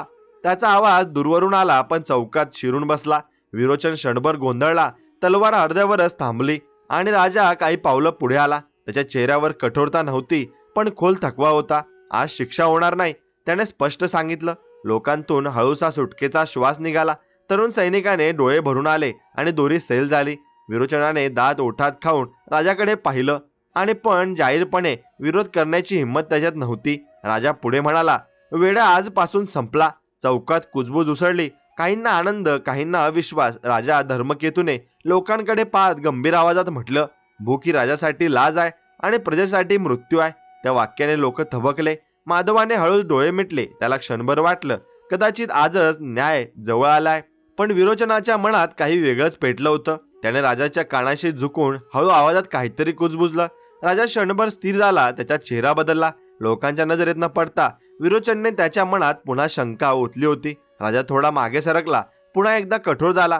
तरुण सैनिकाला माफ केलं जाईल, तो म्हणाला, पण या बंडाची मूळ जिथून फुटली होती ती मूळ तोडावी लागेल. सगळ्यांच्याच नजरा आपोआप माधवाकडे वळल्या. सईचा श्वास अडकल्यासारखा झाला. विरोचन पुढे आला, आवाजात मिठात भिजवलेलं विष. माधव गावात राहू शकणार नाही आणि आज सूर्यास्तापर्यंत त्याला एक गाव सोडावं लागेल. चौकात गोंधळ उसळला. कुणी ओरडलं, कुणी रडायला लागलं. सई पुढे धावली. तो गुन्हेगार नाही. राजा क्षणभर डगमळला, पण विरोचनाचा प्रभाव त्याच्यावर पुन्हा बसला होता. हे दयाळूपणाचं अंतिम रूप आहे, विरोचन म्हणाला. त्याचा प्राण घेण्याऐवजी गावाबाहेर पाठवणं. म्हणून माधव शांत होता. त्याने आजूबाजूला पाहिलं. हेच लोक कालपर्यंत आपल्याला भिंत्याआड लपलेले आज त्याच्यासाठी उघड उभे होते, आणि त्याच्या ओठांवर क्षणभर हलकसं हास्य आलं होतं. तो राजाकडे वळला. मी शिक्षा स्वीकारतो. हा एकच वाक्य सईच्या काळजावर घाव घालून गेला. नको, ती हळूच ओरडली. पण माधवने मागे वळून तिच्याकडे पाहिलं. त्याच्या नजरेत भीती नव्हती तर विश्वास होता. राजाने हात उचलला. आज सूर्यास्तापूर्वी निघून जा. सैनिकांनी मार्ग मोकळा केला.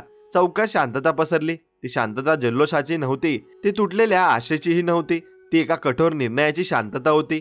माधव हळूहळू गुरुकुलाच्या दिशेने वळला. सई स्तब्ध राहिली आणि तिच्या डोळ्यात पाणी साचलं, पण तो मागे वळला नाही. गुरुकुलात पोहोचल्यावर सईने त्याचा हात धरला. तू एकटा जाशील का? माधव शांतपणे म्हणाला, मी जरी गाव सोडलं तरी लोकांच्या मनातून जाणार नाही. आचार्य सोमेश्वर हळूच पुढे आले. कधी कधी देव माणसाला दूर पाठवतो, कारण जवळ ठेवणं त्याच्या योजनेत नसतं. माधवने मान झुकवली. माझी परीक्षा आता वेगळ्या वाट्यावर आहे. सूर्य पश्चिमेला झुकायला लागला तसे गावाच्या रस्त्यावर पुन्हा एकदा लोक जमा झाले. यावेळी सैनिकांच्या दबावाखाली नव्हे तर स्वतःच्या मनाच्या ओढीने. कुणी माधवाला ओळीत धान्याची छोटी पिशवी दिली, कुणी पाणी, कुणी फक्त कपाळ टेकवलं. सई त्याच्या समोर उभी राहिली. दोघांमध्ये शब्द नव्हते, फक्त नजरा बोलत होत्या. माधवाने हळूच पुटपुटलं, ही दूरदृष्टी नाही, ही तयारी आहे. आणि तो चालू लागला. तो गावाबाहेर पडताच विरोचन दूरवर उभा राहून पाहत होता. त्याच्या ओठांवर समाधानाचं हास्य आग मुळापासून वेगळी केली. तो स्वतःशीच म्हणाला, पण त्याला माहिती नव्हतं की आग विझवत नाही, ती वाऱ्यासोबत दूरवर पसरते. माधव किल्ल्याच्या पायथ्यापासून दूर जात असताना आकाशात एक हलकी चमक दिसली. फार कोणाच्या नजरेत आली नाही, पण त्याला त्या प्रकाशाचा अर्थ कळला. दरवाजा पुन्हा काहीतरी बोलत होता, आणि ही शिक्षा कदाचित त्याच्या आयुष्यातील सर्वात मोठ्या यात्रेची सुरुवात ठरणार होती. माधव गावाच्या शेवटच्या वळणापाशी पोहोचेपर्यंत सूर्य पूर्णपणे मावळला होता. आकाशात लालसर छटा विखुरल्या होत्या. जणू गावामागे राहिलेला प्रत्येक अश्रूची तीच रंगत होती. त्याने एकदा मागे वळून पाहिलं. झोपड्यांची रांग, गुरुकुलाचा मंद दिवा, सईची शांत उभी आकृती, हे सगळं डोळ्यात साठवून घेतलं. आणि मग तो न बोलता जंगलाच्या वाटेने पुढे निघून गेला. पावलाखाली वाळलेली पानं चरचर करत होती, आणि त्या आवाजातच त्याला स्वतःचे एकटेपण नव्यानं जाणवत होतं. रात्रीचा अंधार दाट झाला तसा जंगलातील आवाज वाढू लागले. किडकिड, पक्ष्यांचा ओरडासारखा आवाज, दूर कुठेतरी प्राण्यांच्या हालचाली. माधव आजवर कधी इतका एकटा राहिलेला नव्हता, आणि छातीत भीती होती, पण ते आता त्याला थांबवत नव्हती. तो चालत राहिला. जखमांमुळे पावलं मंद होती, पण मन मात्र स्थिर झालं होतं. थोड्या वेळाने तो एका चपट्या दगडावर बसला. शरीर थकलेलं, मातीने टेकवलं आणि डोळे मिटले. आणि डोळे मिटताच त्याच्या मनात पुन्हा तीच चमक आली. आकाशात उघडणारा तो दरवाजा, दुधाचा शांत पण कठोर आवाज, तू एकटा राहशील. पण त्या शब्दांचा आज अर्थ उमगला होता. एकटेपण म्हणजे माणसांविना राहणं नव्हे, तर आपल्याच निर्णयांच्या सावलीत उभं राहणं. आणि माधवाने स्वतःशीच हळू पुटपुटलं, मी पळून गेलो नाही, मला पाठवलं गेलं आहे. आणि त्या विचारानं त्याला क्षणभर आधार दिला. थोड्या वेळाने जवळ झुडपात हालचाल झाली. माधव दचकून उठून बसला. हातात काठीसारखा एक काडी घेतली आणि झुडूप हललं. एक लहान हरिण सावधपणे बाहेर आलं. क्षणभर दोघांच्याही नजरा भिडल्या. हरिण घाबरून पळून गेलं. माधवाच्या ओठांवर तीक्ष्ण हास्य आलं. इथे सुद्धा कोणीतरी माझ्या इतकाच घाबरलेला आहे, त्याने मनात म्हटलं. जंगलातील थंडी वाढू लागली. त्याने अंगावरची जुनी शाल घट्ट पांघरली. पोटात उपासमारीची जळजळ होती, पण आज पहिल्यांदाच ती वेदना त्याला तितकी टोचत नव्हती. कारण आज तो उपवास केवळ अन्नाचा नव्हता, तो लोकांचा, घराचा, सईच्या सहवासाचा होता. आणि त्या आठवणींनी डोळे पाणावले. पण अश्रू खाली पडण्याआधी त्याने डोळे मिटले. हे अश्रू कमकुवतपणाचे नाहीत. तो स्वतःशीच म्हणाला, हे मी सोडून आलेल्या सगळ्यांचं ओझं आहे. अर्ध्या रात्री जवळच कुठेतरी कोरड्या फांद्यांचा आवाज झाला. माधव दचकून उठला. समोर अंधारात एक आकृती उभी असल्यासारखी भासली. त्याचं हृदय जोरात धडधडलं. तो सावधपणे पुढे सरकला. पण क्षणात ती आकृती विरघळल्यासारखी झाली. शेतकऱ्यांच्या आयुष्यातली भीती गावात असते, जंगलात नाही, हे त्याला आज नव्यानं कळालं. तो पुन्हा बसला, आकाशाकडे पाहिलं. ढगांची पाटलेली चादर आणि मधून डोकावणारे काही तारे. त्याने पहिल्यांदाच मनापासून प्रार्थना केली, मी कुठे चाललोय हे मला माहिती नाही, पण जिथे चाललोय तिथे काही कारण असू दे. त्या प्रार्थनेनंतर त्याचं मन थोडंसं शांत झालं. पहाटेची मंद थंडी जाणवू लागली आणि तसा तो जागाच होता. झोप त्याला लागलीच नव्हती. दूरवर कोंबड्यांचा आवाज आला, पण तो आवाज गावातून नव्हता, तो एखाद्या आडोशाच्या झोपडीतून असावा. माधव उठून उभा राहिला. आकाशात सूर्याची पहिली पातळ रेषा दिसू लागली. त्याने खोल श्वास घेतला. ही माझ्या नव्या आयुष्याची पहिली सकाळ आहे, तो हळूच म्हणाला आणि पावलांनी नवीन दिशेने चालायला सुरुवात केली. तो पुढे चालू लागला. मागे गाव, समोर अनोळखी वाट, पण त्याच्या आत एक गोष्ट स्पष्ट झाली होती. दरवाजा जरी दूर राहिला असला तरी त्याने दाखवलेली वाट आता त्याच्या पावलात उतरू लागली होती. आणि ती पहिली रात्र त्याला शिकून गेली होती की खरी शिक्षा म्हणजे एकटेपणा नसतो, तर त्या एकटेपणातही चालत राहण्याची हिंमत मिळणं हेच खरं वरदान असतं. माधव पहाटेच्या त्या फिकट उजेडात जंगलातून बाहेर पडला तेव्हा समोर एक अरुंद दगडी वाट दिसली. दोन्ही बाजूंनी काटेरी झुडपं, मधून मधून कोरडी ओढे, पावलांखाली धुळीचा दवण. तो थांबला नाही, कारण थांबलं की मागे राहिलेल्या सगळ्या आठवणी पुन्हा छातीत उसळत होत्या. आणि चालता चालता त्याला दूर एका उंच टेकडीवर धुराची बारीक रेषा वर जाताना दिसली. कोणीतरी इथे आहे या जाणीवेनं त्याच्या पावलात थोडी गती आली. टेकडी चढून वर पोचल्यावर त्याला एक लहानशी झोपडी दिसली. झोपडीसमोर एक छोटंसं अग्निस्थान पेटलेलं होतं आणि त्याजवळ बसलेला एक वृद्ध साधू. अंगात मळलेलं वस्त्र, डोक्यावर पांढऱ्या केसांचा गुंता आणि चेहऱ्यावर खोल शांतता. माधव थबकला. साधूने डोळे न उघडताच म्हणलं, उपासलेला माणूस दूरवरूनच ओळखता येतो. माधव अवाक झाला. तो काही बोलणार तो साधूने डोळे उघडले आणि ते त्याच्याकडे पाहिलं. तू पळून आला नाहीस, तुला पाठवलं गेलाय. हे शब्द ऐकताच माधवाच्या छातीत काहीतरी दडपडून लागलं आणि त्याने हळूच पुढे जाऊन नमस्कार केला. मला कुठे जायचं आहे हेच मला माहीत नाही. साधू मंद असला, म्हणूनच तू योग्य वाटेवर आहेस. त्याने अग्निपाशी ठेवलेली अर्धी भाकरी तोडून माधवकडे दिली. माधव क्षणभर थबकला, पण ती भाकरी घेतली. पहिला घास घेताच त्याच्या डोळ्यात पाणी आलं, कारण ही भाकरी त्याने उपासमारीत खाल्लेली नव्हती, ती त्याला कोणीतरी दिली होती. साधू म्हणाला, तुझ्या अंगावर जखमा आहेत, पण तुझं मन त्याहून जास्त जखमी आहे. माधव शांतपणे सगळं सांगत गेला. गाव, विरोचन, वेढा आणि उपासमार आणि शेवटी मिळालेली शिक्षा. साधू ऐकत राहिला. मध्ये एकही प्रश्न नाही. शेवटी तो म्हणाला, ज्याला लोक दूर करतात त्याला देव जवळ घेतो. माधवाने मान खाली घातली. मग माझी ही शिक्षा काय आहे? साधूने आकाशाकडे पाहिलं. ही शिक्षा नाही, ही वेगळी तयारी आहे. त्या क्षणी माधवाच्या मनात पुन्हा तो दरवाजा लखलखला. त्याने अचानक विचारलं, साधू महाराज, आकाशात उघडणारा दरवाजा तुम्हाला माहिती आहे का? साधू क्षणभर शांत राहिला, मग डोळे मिटून म्हणाला, तो दरवाजा फार थोड्यांना दिसतो, पण ज्यांना दिसतो त्यांचं आयुष्य पुन्हा आधीसारखं राहत नाही. आणि माधवाच्या अंगावर काटा आला. मग मी आत गेलो होतो. साधूने हळूच मान हलवली. तू आत गेलास, म्हणूनच आज इथे माझ्या समोर उभा आहेस. माधवाच्या मनात अनेक प्रश्न उसळले, पण साधूने हातानेच त्याला थांबवलं. सगळ्या उत्तरांचा वेळ एकच नसतो. त्याने अग्नीमध्ये थोडं लाकूड टाकलं. ज्वाळा उंच उठल्या. आज तू इथे राहशील, तुझ्या जखमा भरतील, पण उद्यापासून तुझी वाट सोपी नसेल. माधवाने डोळे मिटून एक दीर्घ श्वास घेतला. सोपी वाट मी मागितलीच नाही. त्याच्या आवाजात पहिल्यांदाच थकवा नव्हता, ठामपणा होता. आणि म्हणून सूर्य वर चढत चालला होता तसा टेकडीवर उजेड पसरू लागला. साधूने माधवाच्या कपाळावर हलकेच हात ठेवला. तू ज्याच्यासाठी गाव सोडलंस त्याच्यासाठी तुला पुन्हा गावाकडेच परत जावं लागणार आहे. माधव चकित झाला. पुन्हा? साधू हसला. परत जातो तो तोच नसतो जो बाहेर पडतो. हे शब्द माधवाच्या मनात खोलवर उतरून बसले. तो दिवसभर त्या झोपडीतच राहिला. जखमांवर औषध लावली गेली. पोटाला थोडं अन्न मिळालं, पण सर्वात जास्त जे मिळालं ते होते शब्द, ज्यांनी त्याच्या आतल्या भीतीला हळूहळू आकार द्यायला सुरुवात केली. संध्याकाळ होताच साधूने शांतपणे म्हटलं, रात्री स्वप्न येतील आणि ते स्वप्न तुझ्या पुढचा मार्ग ठरवेल. माधव झोपडीच्या कोपऱ्यात बसत म्हणाला, स्वप्न नसलं तर? साधू मंद हसून म्हणाला, मग वाट जाग्या डोळ्यांनी दिसेल. आणि त्या रात्री माधव डोळे मिटून झोपण्याआधी पहिल्यांदाच इतक्या दिवसांनी स्वतःला सुरक्षित वाटत होतं. पण त्याच्या मनात खोल भागात कुठेतरी तो दरवाजा पुन्हा हलकेच ठोठावत होता. जणू पुढचा निर्णय आता स्वप्नातूनच येणार होता. त्या रात्री झोपडीभोवती सगळीकडे शांतता पसरली होती.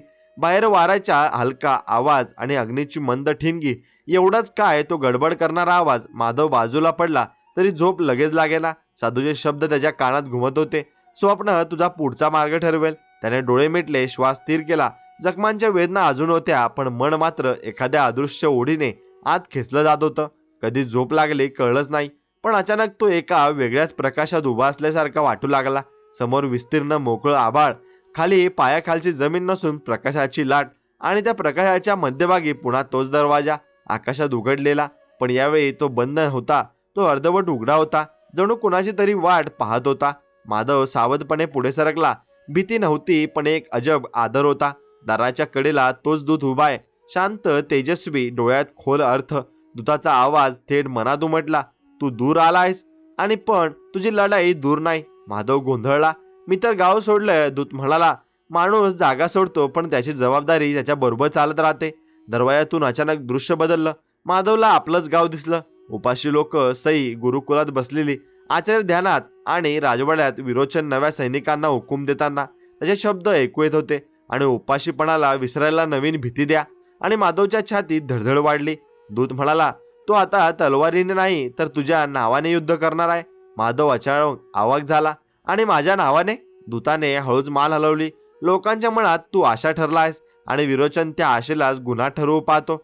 दृश्यात पुढे दिसलं, काही निरपेक्ष आणि निरपराध लोकांना पकडून चौकात उभं केलं जात होतं. माधवाने व्याकुळ होऊन ओरडायचा प्रयत्न केला, पण आवाजच निघेना. आणि त्याने दूताकडे पाहिलं. हे थांबवायला मी काय करू? दूताने दरवाजाकडे बोट दाखवलं. तू परत जाणार आहेस, पण यावेळी तुझा शत्रू तलवार नाही तर संशय असेल. माधव चकित झाला. संशय? दूत म्हणाला, लोकांना वाटेल तू त्यांना सोडून पळून गेलायस आणि विरोचन त्या संशयाला खतपाणी घालेल. आणि त्या शब्दांनी माधवाच्या मनावर जणू दगड पडला होता. आणि म्हणून दरवाजा हळूहळू अधिक उघडू लागला. आतून तीव्र प्रकाश येऊ लागला. दूताने शेवटचं म्हटलं, तू परत जाणार आहेस, पण स्वतःला सिद्ध केल्याशिवाय नाही. आणि माधवाने एक पाऊल पुढे टाकलं. आणि त्या क्षणी तो झोपेतून दचकून उठला. डोळे उघडले तेव्हा पहाटेचं फिकट उजेडी झोपडीत पसरलेलं, आणि साधू बाहेर अग्नीपाशी बसलेला. जणू सगळं त्याला माहीतच होतं. माधव धावत बाहेर आला. मला स्वप्न पडलं. साधू शांत असला. स्वप्न नाही, ती सूचना होती. माधवाने सगळं सांगितलं. साधूने डोकं हलवलं, ऐकलं, आणि शेवटी म्हणाला, आता तुझी खरी कसोटी सुरू होईल. लोकांना परत मिळवणं तलवारीपेक्षा कठीण असतं, हे लक्षात ठेव बाळा. त्याने साधूकडे पाहून नमस्कार केला. मला परत जायचं आहे. साधूने शांतपणे आशीर्वाद दिला. यावेळी पावलांचा आवाज कमी ठेव, कारण युद्ध मनात चालू होणार आहे. आणि माधवाने मान हलवली. पायांनी पुन्हा एकदा ओळखीच्या दिशेने वळण घेतलं. आणि पण आता तो एकट्या माणसासारखा चालत नव्हता. तो लोकांच्या विश्वासाचं ओझं घेऊन चालत होता. आणि दूर कुठेतरी अदृश्य जगात दरवाजा क्षणभर हलकासा उजळला, जणू त्याच्या परतीची नोंद ठेवल्यासारखा आणि घेतल्यासारखा. माधव पहाटेच्या दुसऱ्या उजेडात परतीच्या वाटेला लागला तेव्हा त्याच्या मनात उत्साह नव्हता, एक जड शांतता होती. स्वप्नात पाहिलेली दृश्य त्याच्या समोर वारंवार उभी राहत होती. सई, उपाशी लोक, आणि विरोचनाचा थंड हसू. जखमा अजून भरल्या नव्हत्या, पण चालताना अधूनमधून काळा येत होत्या. आणि म्हणून पण त्याहून जास्त वेदना मनात उसळणाऱ्या संशयाच्या कल्पनेत होत होत्या. लोकांना वाटेल मी पळून गेलो, हा विचार त्यांच्या छातीत सुरीसारखा फिरत होता. आता गावाच्या सीमेपासून तो काही अंतरावर पोहोचला तेव्हाच त्याला वातावरण बदलल्याचं जाणवलं. शेतं ओस पडलेली, रस्त्यावर जागोजागी सैनिकांचे पहारे, कुठेही मोकळेपणा नव्हता आणि तो झुडपांच्या आडून पुढे सरकू लागला.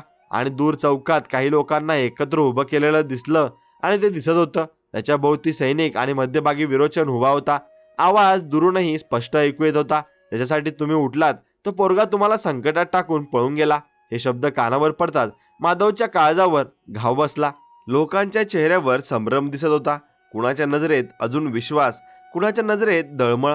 विरोचन पुढे म्हणाला, तो परत येणार नाही, आणि येणार असेल तर तो तुमचा नाही, तो स्वतःचा बनलेला असेल. हे ऐकून काही स्त्रिया रडू लागल्या. एका तरुणाचा आवाज उसळला, तो असा नसू शकतो. विरोचन थंड असला आणि भूक माणसाला बदलते, भीती अजून लवकर बदलते. आणि म्हणून माधव झुडपातून हे सगळं ऐकत होता. पुढे जाण्याची जबरदस्त ओढ होती, पण त्याच वेळी साधूचे शब्द आठवले. पहिला शत्रू तलवार नाही, संशय आहे. तो तसाच थपकून राहिला. दूर गुरुकुलाजवळ एक नजर गेली. तिथे सई उभी होती. तिच्या चेहऱ्यावर चिंता होती, पण विश्वासाची एक क्षीण रेषा अजून तिथेच होती. आणि ते पाहून माधवच्या छातीत बळ आलं. विरोचनने पुन्हा घोषणा केली, आजपासून जो कोणी माधवचं नाव घेईल त्याच्यावर दया केली जाणार नाही. हा आदेश ऐकून लोकात कुजबूज वाढली.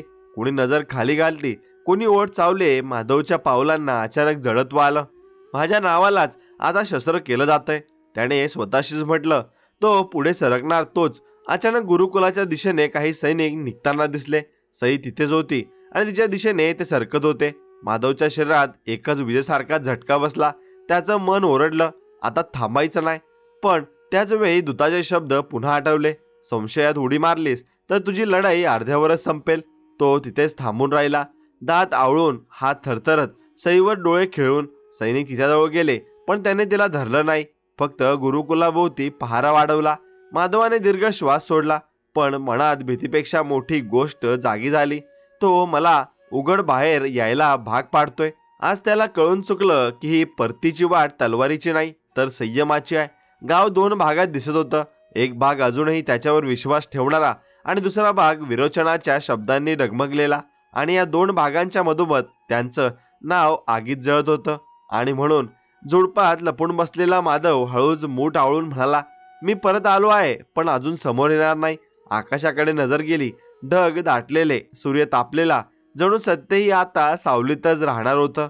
आता त्या सावलीतच नवीन लढाई सुरू झाली होती, संशयाची लढाई. माधव झुडपांच्या आडून गावाकडे पाहत राहिला. तेव्हा त्याला स्पष्ट कळलं होतं की विरोचन आता उघड तलवारीपेक्षा वेगळीच चाल खेळतोय. गुरुकुलाभोवती सैनिकांची संख्या वाढली होती. कोणी आत जात नव्हतं, कुणी बाहेर येत नव्हतं. जणू विश्वासाचं केंद्रच वेड्यात अडकलं होतं. सई आत आहे ह्यानी ही जाणीव माधवच्या छातीत सतत बोचत होती. पण तो जाणून होता की आता उघड पुढे जाणं हे नक्कीच म्हणजेच विरोचनाच्याच हातात स्वतःला देणं आहे. तो सावधपणे दुसऱ्या बाजूने शेतांमधून चोर वाटेने पुढे सरकला. गावकऱ्यांच्या कुजबुजीचे आवाज वाऱ्यावर येत होते. कुणी म्हणत होतं, तो खरंच पळून गेला का? कुणी म्हणत होतं, नाही असं नाही तो. आणि कुणी घाबरत म्हणत होतं की नाव घेतलं तर आपल्यावरच संकट येईल. हे ऐकून माधवचं मन तुटत होतं, कारण त्याला कळलं होतं की विरोचनाचा खरा वार तलवारीवर नाही तर लोकांच्या जिभेवर आहे. मग थोडं पुढे गेल्यावर त्याला एक ओळखीचं घर दिसलं. तोच वृद्ध ब्राह्मण जिथे राहत होता, ज्याने पहिल्यांदा विरोचनासमोर उभं राहून माधवाच्या बाजूने बोललं होतं. माधव भिंत्या आडून डोकावला. आत तो वृद्ध एकटाच बसलेला, समोर रिकामी भिंत, चेहऱ्यावर थकवा आणि चिंता. माधव आत जाणार तोच बाहेर सैनिकांचे पायांचे आवाज आले. तो लगेच परत सावलीत लपला. दोन सैनिक त्या घरापाशी थांबले. एक म्हणाला, आज रात्री नाव घेणाऱ्यांची यादी तयार करायची आहे. दुसरा थंडपणे हसला, उद्या कोण कोण कमी होणार आहे हे तेच कळेल. आणि हे शब्द ऐकून माधवचं रक्त तापलं. म्हणजे आता फक्त माधव असणंही गुन्हा ठरणार आहे. संध्याकाळपर्यंत गावात तणाव अधिक वाढला. कुणी बाहेर येत नव्हतं, कुणी मोठ्याने बोलत नव्हतं. गुरुकुलात मात्र वेगळी शांतता, तयारी ही चालू होती. आणि सई आचार्य सोमेश्वरांच्या बाजूने बसलेली. तिच्या नजरेत चिंता होती, पण डोळ्यात अजूनही विश्वास होता. आणि तो परत येईल. आणि ती मनातच म्हणत होती. बाहेर सैनिक पहारा देत होते आणि पण आत प्रार्थना सुरू होती. हात जोडलेले, होठ थरथरत, एका अदृश्य बळासाठी सगळं गुरुकुल आसुसलेलं होतं. माधव झुडपात बसून ही सगळी हालचाल पाहत होता. त्याच्या मनात द्वंद्व उसळत होतं. मी समोर गेलो तर लोकांवर आणखी संकट येईल, मी लपलो तर लोकांचा विश्वास हळूहळू विरोधकांच्या या शब्दांनी झिजत जाईल. मग या दोन कड्यांमध्ये तो अडकला होता. त्या क्षणी साधूचे शब्द आठवले, परत जाणारा तोच नसतो जो बाहेर पडतो. त्याने डोळे मिटले, मिटून मन शांत केलं आणि ठरवलं, मी परत आलोय, पण आज नाही. आज मी आधी विरोचनाच्या जाळ्याची मुळे पाहणार आहे. रात्रीचा अंधार पसरताच सैनिकांची हालचाल आणखी वाढली. मशालीचे उजेड रस्त्यावर फिरू लागले. जणू प्रत्येक सावली तपासली जात होती. आणि माधवाने आपला मार्ग बदलला. तो राजवाड्याकडे वळाला, कारण त्याला समजू लागलं होतं की गुरुकुलाभोवतीच हे जाळं कुठेतरी आतूनच विणलं जातंय आणि त्या जाळ्याचे धागे राजवाड्यातच बांधले जात आहेत. म्हणून तो चालत चालत किल्ल्याच्या पायथ्याशी पोहोचला. वर उंच राजवाडा अंधारात गडद दिसत होता. त्या क्षणी त्यांच्या मनात एक विचित्र पण विचार ठाम झाला. आजपासून माझी लढाई फक्त लोकांसाठी नाही, तर विरोचनाच्या आत लपलेल्या भीतीसाठी सुद्धा आहे. आणि त्या भीतीपर्यंत पोहोचण्यासाठी त्याला आता सावलीतून चालावं लागणार होतं. आणि म्हणून आकाशाकडे पाहताना त्याला क्षणभर त्या दरवाजाची आठवण झाली. पण आज तो दरवाजा नव्हता जो त्याला पुढे नेणार होता. आज त्याला स्वतःच दरवाजा व्हावं लागणार होतं. माधव किल्ल्याच्या पायथ्याशी पोहोचला तेव्हा पूर्ण रात्र दाटली होती. वर राजवाड्याच्या उंच भिंती आणि अंधारात अजूनही प्रचंड वाटत होत्या. मशालीचे मंद उजेड भिंतीवर फिरत होते. पहारेकरी हळूहळू फेऱ्या मारत होते. आज तो लोकांच्या नजरेपासून नाही, तर विरोचनाच्या नजरेपासून लपून चालत होता. प्रत्येक पाऊल सावध, प्रत्येक श्वास मोजलेला. कारण इथे चूक म्हणजे मरण नव्हे, लोकांपर्यंत पोहोचण्याआधी संपणं होतं. तो भिंती पलीकडच्या जुन्या दगडी वाटेने पुढे सरकला. ही वाट कधी काळी राजवाड्याच्या कामासाठी वापरली जात असे, पण आता कोणी तिच्याकडे लक्ष देत नव्हतं. मधून मधून तो एखाद्या भगदाडात स्वतःला लपवत होता. मशालींचा उजेड जवळ येताच श्वास रोखून धरत होता. त्या शांततेत त्याला स्वतःचं हृदय इतकं मोठ्याने धडधडताना जाणवत होतं की जणू पहारेकरी ते ऐकतील अशी भीती वाटत होती. आज शिरताच राजवाड्यातील वातावरण वेगळंच जाणवलं. बाहेरचा अंधार आणि आतला मंद उजेड, दगडी भिंतीवर पडलेल्या सावल्या आणि दूर कुठेतरी विरोचनाच्या हसण्याचा अस्पष्ट आवाज. माधवला जाणवलं की हा हसरा आवाज त्या सगळ्या जाळ्यांचा केंद्रबिंदू आहे. तो भिंतीला टेकून पुढे सरकत राहिला. एका अरुंद पायऱ्यांजवळ येऊन थांबला. वरून काही सेवक खाली येत होते. तो तिथे सावलीत विरघळून गेला आणि पायऱ्या मोकळ्या होताच तो वर चढला. आता वरच्या बाजूला मोठं सभागृह होतं. दार किंचित उघडं, पण आतून विरोचनाचा आवाज स्पष्ट ऐकू येत होता. गाव अजून पूर्णपणे मोडलेलं नाही. लोक अजून त्या पोरग्याची ही वाट पाहत आहेत. म्हणून एक दुसरा आवाज म्हणाला, तो परत आला तर? विरोचन थंड असला, मग तो जिवंत राहणार नाही. हे शब्द माधवच्या अंगात सूर्यासारखे रुतले, पण त्याने आवाज केला नाही. दाराच्या फटीतून आत पाहिलं. विरोचन समोर उभा, बाजूला दोन सैनिक आणि एक कपटी लेखनिक बसला आणि टेबलावर काही यादी पसरलेली. आता आज रात्रीपासून नाव एक एक करून कापायची. विरोचन म्हणाला. लोकांची जीभ आधी कापली की त्यांचं मन आपोआप झुकतं. माधवच्या मुळी आवळल्या. त्याला कळलं की ही फक्त हिंसा नव्हे, ही विश्वासाची हत्या होती. तो अजून आत पाहतच होता. तोच मागून त्याच्या पाठीवर कोणीतरी हलकासा हात ठेवला. माधव दचकला. क्षणात वळणार तो जे कुजबुजता आवाज त्याच्या कानात उमटला. इथेच आवाज केला असतास तर तुझं काम संपलं असतं. माधवाने पाहिलं, तोच तो तरुण सैनिक होता ज्याने गुरुकुलात धान्य दिलं होतं. आता तो इथे पहारेकरी म्हणून उभा होता. त्याच्या डोळ्यात भीती होती, पण त्याहून जास्त निश्चय होता. तू इथे कसा? माधव कुजबुजला. तो सैनिक हळूच म्हणाला, मी अजूनही तुझ्यासाठी नव्हे, लोकांसाठी उभा आहे. त्याने इशारा केला. विरोचन आज रात्री मोठी कारवाई करणार आहे. गुरुकुलाबाहेर नाही, तर घराघरात. हे ऐकताच माधवच्या छातीत आग पेटली. मग वेळ फार कमी आहे, माधव पुटपुटला. मग सैनिकाने त्याला मागच्या बाजूने जाणारी एक गुप्त वाट दाखवली. ही वाट तुला वरच्या जुन्या देवळाकडे नेईल. तिथून तू गावात उतरू शकतोस. माधव क्षणभर थांबला. आणि तू? सैनिक हसला. माझी लढाई इथेच आहे. त्या हसण्यात मृत्यूचा स्वीकार नव्हता, तर कर्तव्याची शांतता होती. माधव त्या अंधाऱ्या गुप्त वाटेने पुढे निघाला. मनात एकच ठाम विचार, विरोचन आज माझी वाट पाहत नाही, तो लोकांच्या घरांची वाट पाहतोय. आणि त्याला कळून चुकलंय की खरी वेळ आता सुरू होत आहे. ही वेळ तलवारीची नव्हे, ही वेळ निवडीची आहे. वर देवळापर्यंत पोहोचताच त्याने एकदा आकाशाकडे पाहिलं आणि ढगांच्या आडून चंद्राचा फिका प्रकाश खाली पडत होता. त्याला क्षणभर त्या दरवाजाची आठवण झाली. पण आज तो आकाशात नव्हता, आज तो त्याच्या मनात उघडला होता.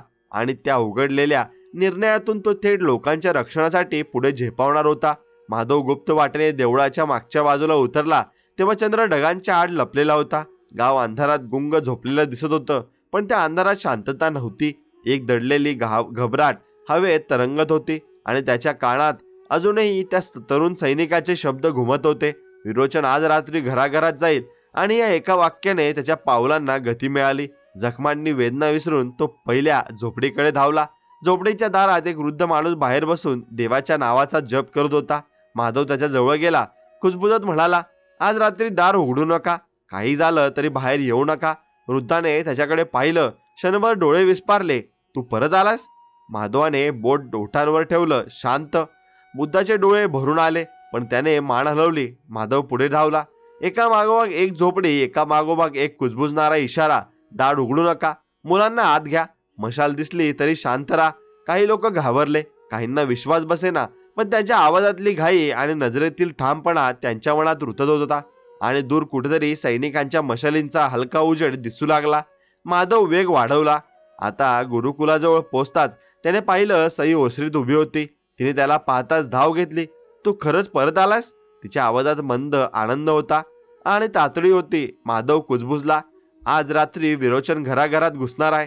सईचा चेहरा फिकट पडला. लोकांना आधीच भीती आहे.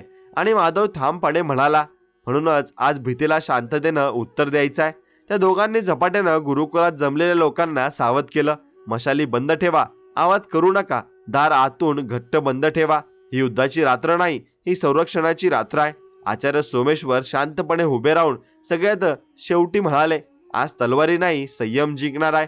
काही वेळातच गावाच्या टोकावर मशालींचा लोट दिसू लागला. सैनिकांची पावलं जवळजवळ येत होती आणि दारे बंद, खिडक्या आतून आडव्या. झोपड्यात श्वास रोखून धरलेली लोक. घराघरात भय नव्हतं, तणाव होता. पहिल्या झोपडीत दार तोडल्याचा आवाज आला. एक सैनिक आत शिरला, पण आत अंधार, शांतता. कोणी ओरडत नव्हतं, कोणी पळत नव्हतं. पुढच्या झोपडीतही तेच, तिसऱ्याही तेच. सैनिक गोंधळू लागले. ते ज्या किंकाळ्यांनी वाट पाहत होते त्या येईनात. विरोचनाचा आवाज दुरून ऐकू आला, आग लावा. पण ओलसर रात्रीमुळे मशालींची ज्वाळा विझू लागली आणि वाऱ्याने उलट सैनिकांची दमछाक सुरू झाली. मग माधव झोडप्यांच्या आडून हे सगळं पाहत होता. त्याला कळलं होतं की आज लोक जिंकत आहेत, कारण त्यांनी भीतीला अन्न दिलं नाही. सई गुरुकुलात हात जोडून उभी होती. तिच्या ओठांवर कोणताही शब्द नव्हता, पण तिचं मन प्रार्थनेनं भरलेलं होतं. आचार्य सोमेश्वरांनी डोळे मिटून देवाचं नाव घेतलं. थोड्या वेळाने सैनिकांचा गोंधळ वाढला. कुठेच अपेक्षित प्रतिकार नाही, कुठेही रडारड नाही. जणू पूर्ण गाव मृत शांततेत गेलेलं. विरोचन संतापून ओरडत होता, पण त्याच्या आवाजात आता आधी इतकी धार उरली नव्हती. कारण त्याला जाणवलं होतं की आज तो लोकांशी नव्हे तर लोकांच्या संयमाशी हरला चालला होता. आणि म्हणून त्या अंधारात माधवाने हळूच फुटफुटलं, ही फक्त सुरुवात आहे. आकाशात ढगांच्या मागून चंद्र थोडासा बाहेर आला. गावावर फिकट उजेड पडला. तो उजेड तलवारीचा नव्हता, तो शांततेचा होता. आणि त्या शांततेत लोक अजूनही न झुकता उभे होते. रात्रीचा अंधार अजूनही गावावर पसरलेला होता, पण आता त्या अंधारात विरोचनाचा आत्मविश्वास नव्हता. सैनिकांच्या मशाली विझत चालल्या होत्या. लोकांच्या बंद दारांमधून येणारी शांतता त्यांच्या कानात धोक्याच्या घंटीसारखी वाजत होती. आणि तो संतापून एका सैनिकावर ओरडला, कुठे गेली ती आग? कुठे गेल्या त्या किंकाळ्या? सैनिक घामाघूम अवस्थेत म्हणाला, लोक दार उघडतच नाहीत. विरोचनाच्या चेहऱ्यावर पहिल्यांदाच असहाय्यतेची छाया उमटली. त्या क्षणी किल्ल्याच्या दिशेकडून घोड्यांचा वेगवान टाप ऐकू आला. रात्रीच्या शांत वातावरणात तो आवाज दूरवर घुमत गेला. सैनिक थबकले. विरोचन मागे वळला. त्या दिशेने मशालींचा तेजस्वी लोट येत होता आणि त्या तेजातून राजा धर्मकेतू स्वतः घोड्यावर बसून समोर आला. चेहरा कठोर, डोळे निर्णयाने भरलेले. हे काय चाललंय? त्याचा आवाज संपूर्ण गावात घुमला. विरोचन पुढे सरसावला. महाराज, हे सगळं तुमच्या आज्ञेनेच. राजा त्यांचं वाक्य तोडत ओरडला, माझ्या नावावर घराघरात दहशत पसरवायचा अधिकार मी दिला नव्हता.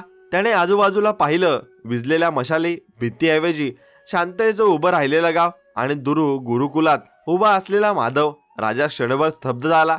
तो घोड्यावरून खाली उतरला आणि थेट माधवाकडे पाहत म्हणाला, तू खरंच पळून गेला होतास की पुन्हा परत यायचं ठरवून गेला होतास? माधव शांतपणे पुढे आला. आवाजात कोणताही गर्व नव्हता. मी शिक्षा भोगायला गेलो होतो महाराज, कारण कधी कधी अन्याय थांबवण्यासाठी स्वतःला दूर करावं लागतं. राजा त्यांच्या डोळ्यात पाहत राहिला आणि त्या नजरेत भीती नव्हती, खोटेपणा नव्हता, फक्त लोकांसाठीची होड होती. राजाने विरोचनाकडे रोखून पाहिलं. आणि तू? विरोचन काही बोलणार तोच लोकांच्या गर्दीतून तोच वृद्ध बामण पुढे आला. थरथर त्या आवाजात म्हणाला, हा पोरगा आमच्यासाठी उभा राहिला आणि हा कारभारी आमच्या घरांवर पेट घेऊन आला. त्या एका वाक्यानंतर दुसरा आवाज, तिसरा आवाज. संपूर्ण गावातून सत्य बाहेर पडू लागलं. वेडा, उपासमार, धमक्या, मारहाण, प्रत्येक जखमेची साक्ष लोक देऊ लागले. राजा धर्मकेतूचा चेहरा कठोर होत गेला. त्याने सैनिकांना हुकूम दिला, विरोचनाला बांधा. की विरोचन हा संतापून ओरडला, महाराज मी तुमच्यासाठी. पण त्याचा शब्द पूर्ण होण्याआधीच सैनिकांनी त्याचे हात आवळले. लोकांच्या गर्दीत एक दीर्घ श्वास बाहेर पडला. जणू वर्षानुवर्षाचा दडपलेला भार उतरला होता. विरोचनाला चौकातच गुडघ्यावर बसवलं गेलं. राजा त्याच्यासमोर उभा राहिला. आणि तू माझ्या नावावर प्रजेचा रक्ताचा कर वसूल केलास. त्याचा आवाज थरथरत होता. आजच तुझा अधिकार इथेच संपतोय. लोकांच्या चेहऱ्यावर पहिल्यांदा स्पष्ट दिलासा दिसू लागला. त्या क्षणी आकाश ढगाढगात हलकेच फाटलं. चंद्रात शांत उजेड चौकात पडला. माधवने आकाशाकडे क्षणभर पाहिलं. त्याला वाटलं जणू कुठेतरी दूर अदृश्य दरवाजा आता पूर्णपणे शांत झालाय. कारण आज न्याय स्वतः जमिनीवर उतरला होता. राजाने सैनिकांना हुकूम दिला, आजपासून गावावर कुठलाही वेढा नाही, कुठलीही जबरदस्ती नाही. आणि तो माधवकडे वळला. आज तू नाही तर या लोकांचा संयम जिंकलाय. माधवाने नम्रपणे मान झुकवली. संयमाला दिशा द्यायला लोक असलीत महाराज तर तो जिंकतो. विरोचनाला दूर नेलं गेलं आणि चौकात साजलेली भीती हळूहळू विरघळून लागली. आणि लोक एकमेकांकडे पाहून हळूच हसले. कुणाच्या डोळ्यात अश्रू होते, कुणाच्या छातीत मूक कृतज्ञता. सई गुरुकुलातून धावत बाहेर आली. माधवजवळ उभी राहिली. तिच्या चेहऱ्यावर शब्द नव्हते, पण डोळ्यात संपूर्ण उत्तर होतं.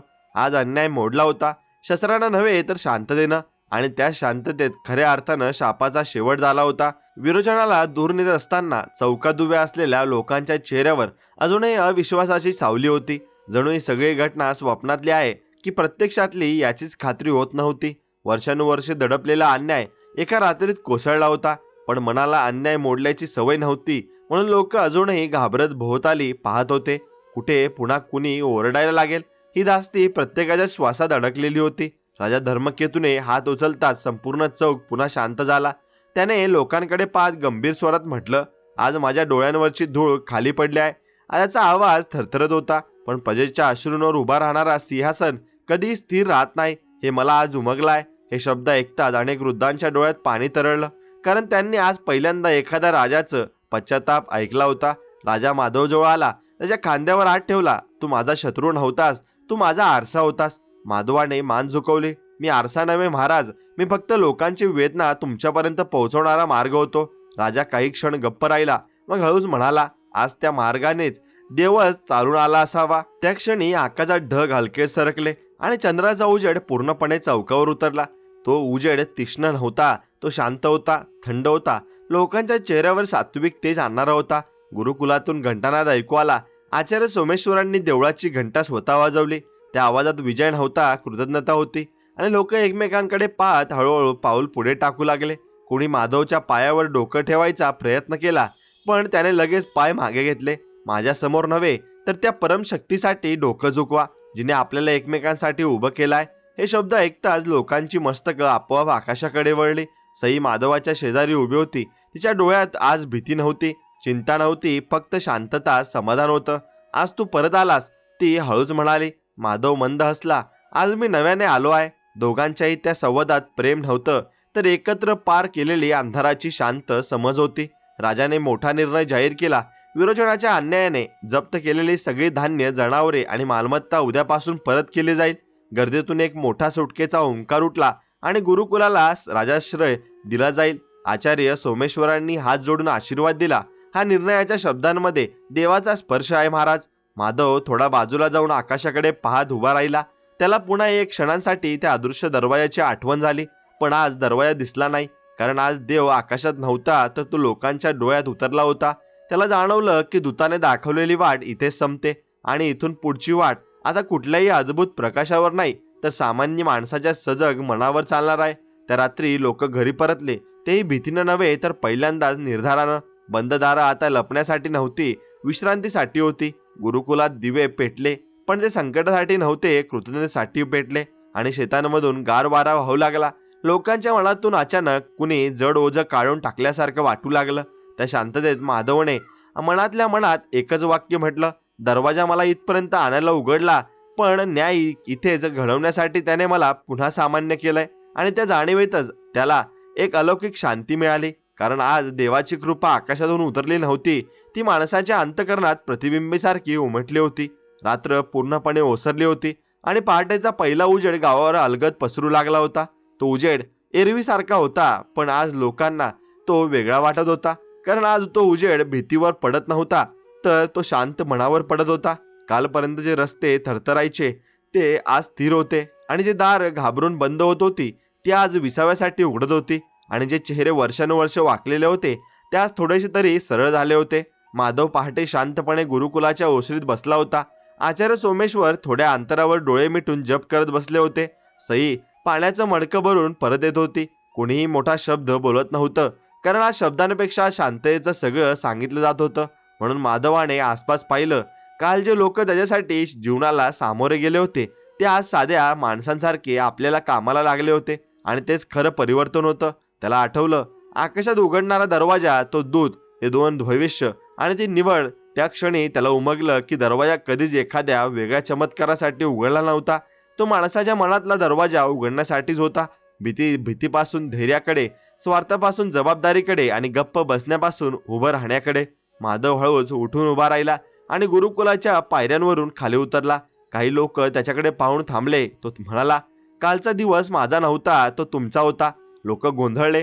तो पुढे म्हणाला, मी फक्त एक पाऊल टाकलं, चालणं तुम्ही शिकलत, आणि म्हणूनच आज हा प्रकाश आहे. हे ऐकताच कुणाच्याही डोळ्यात गर्व नव्हता, तर एक वेगळी जबाबदारी उतरली.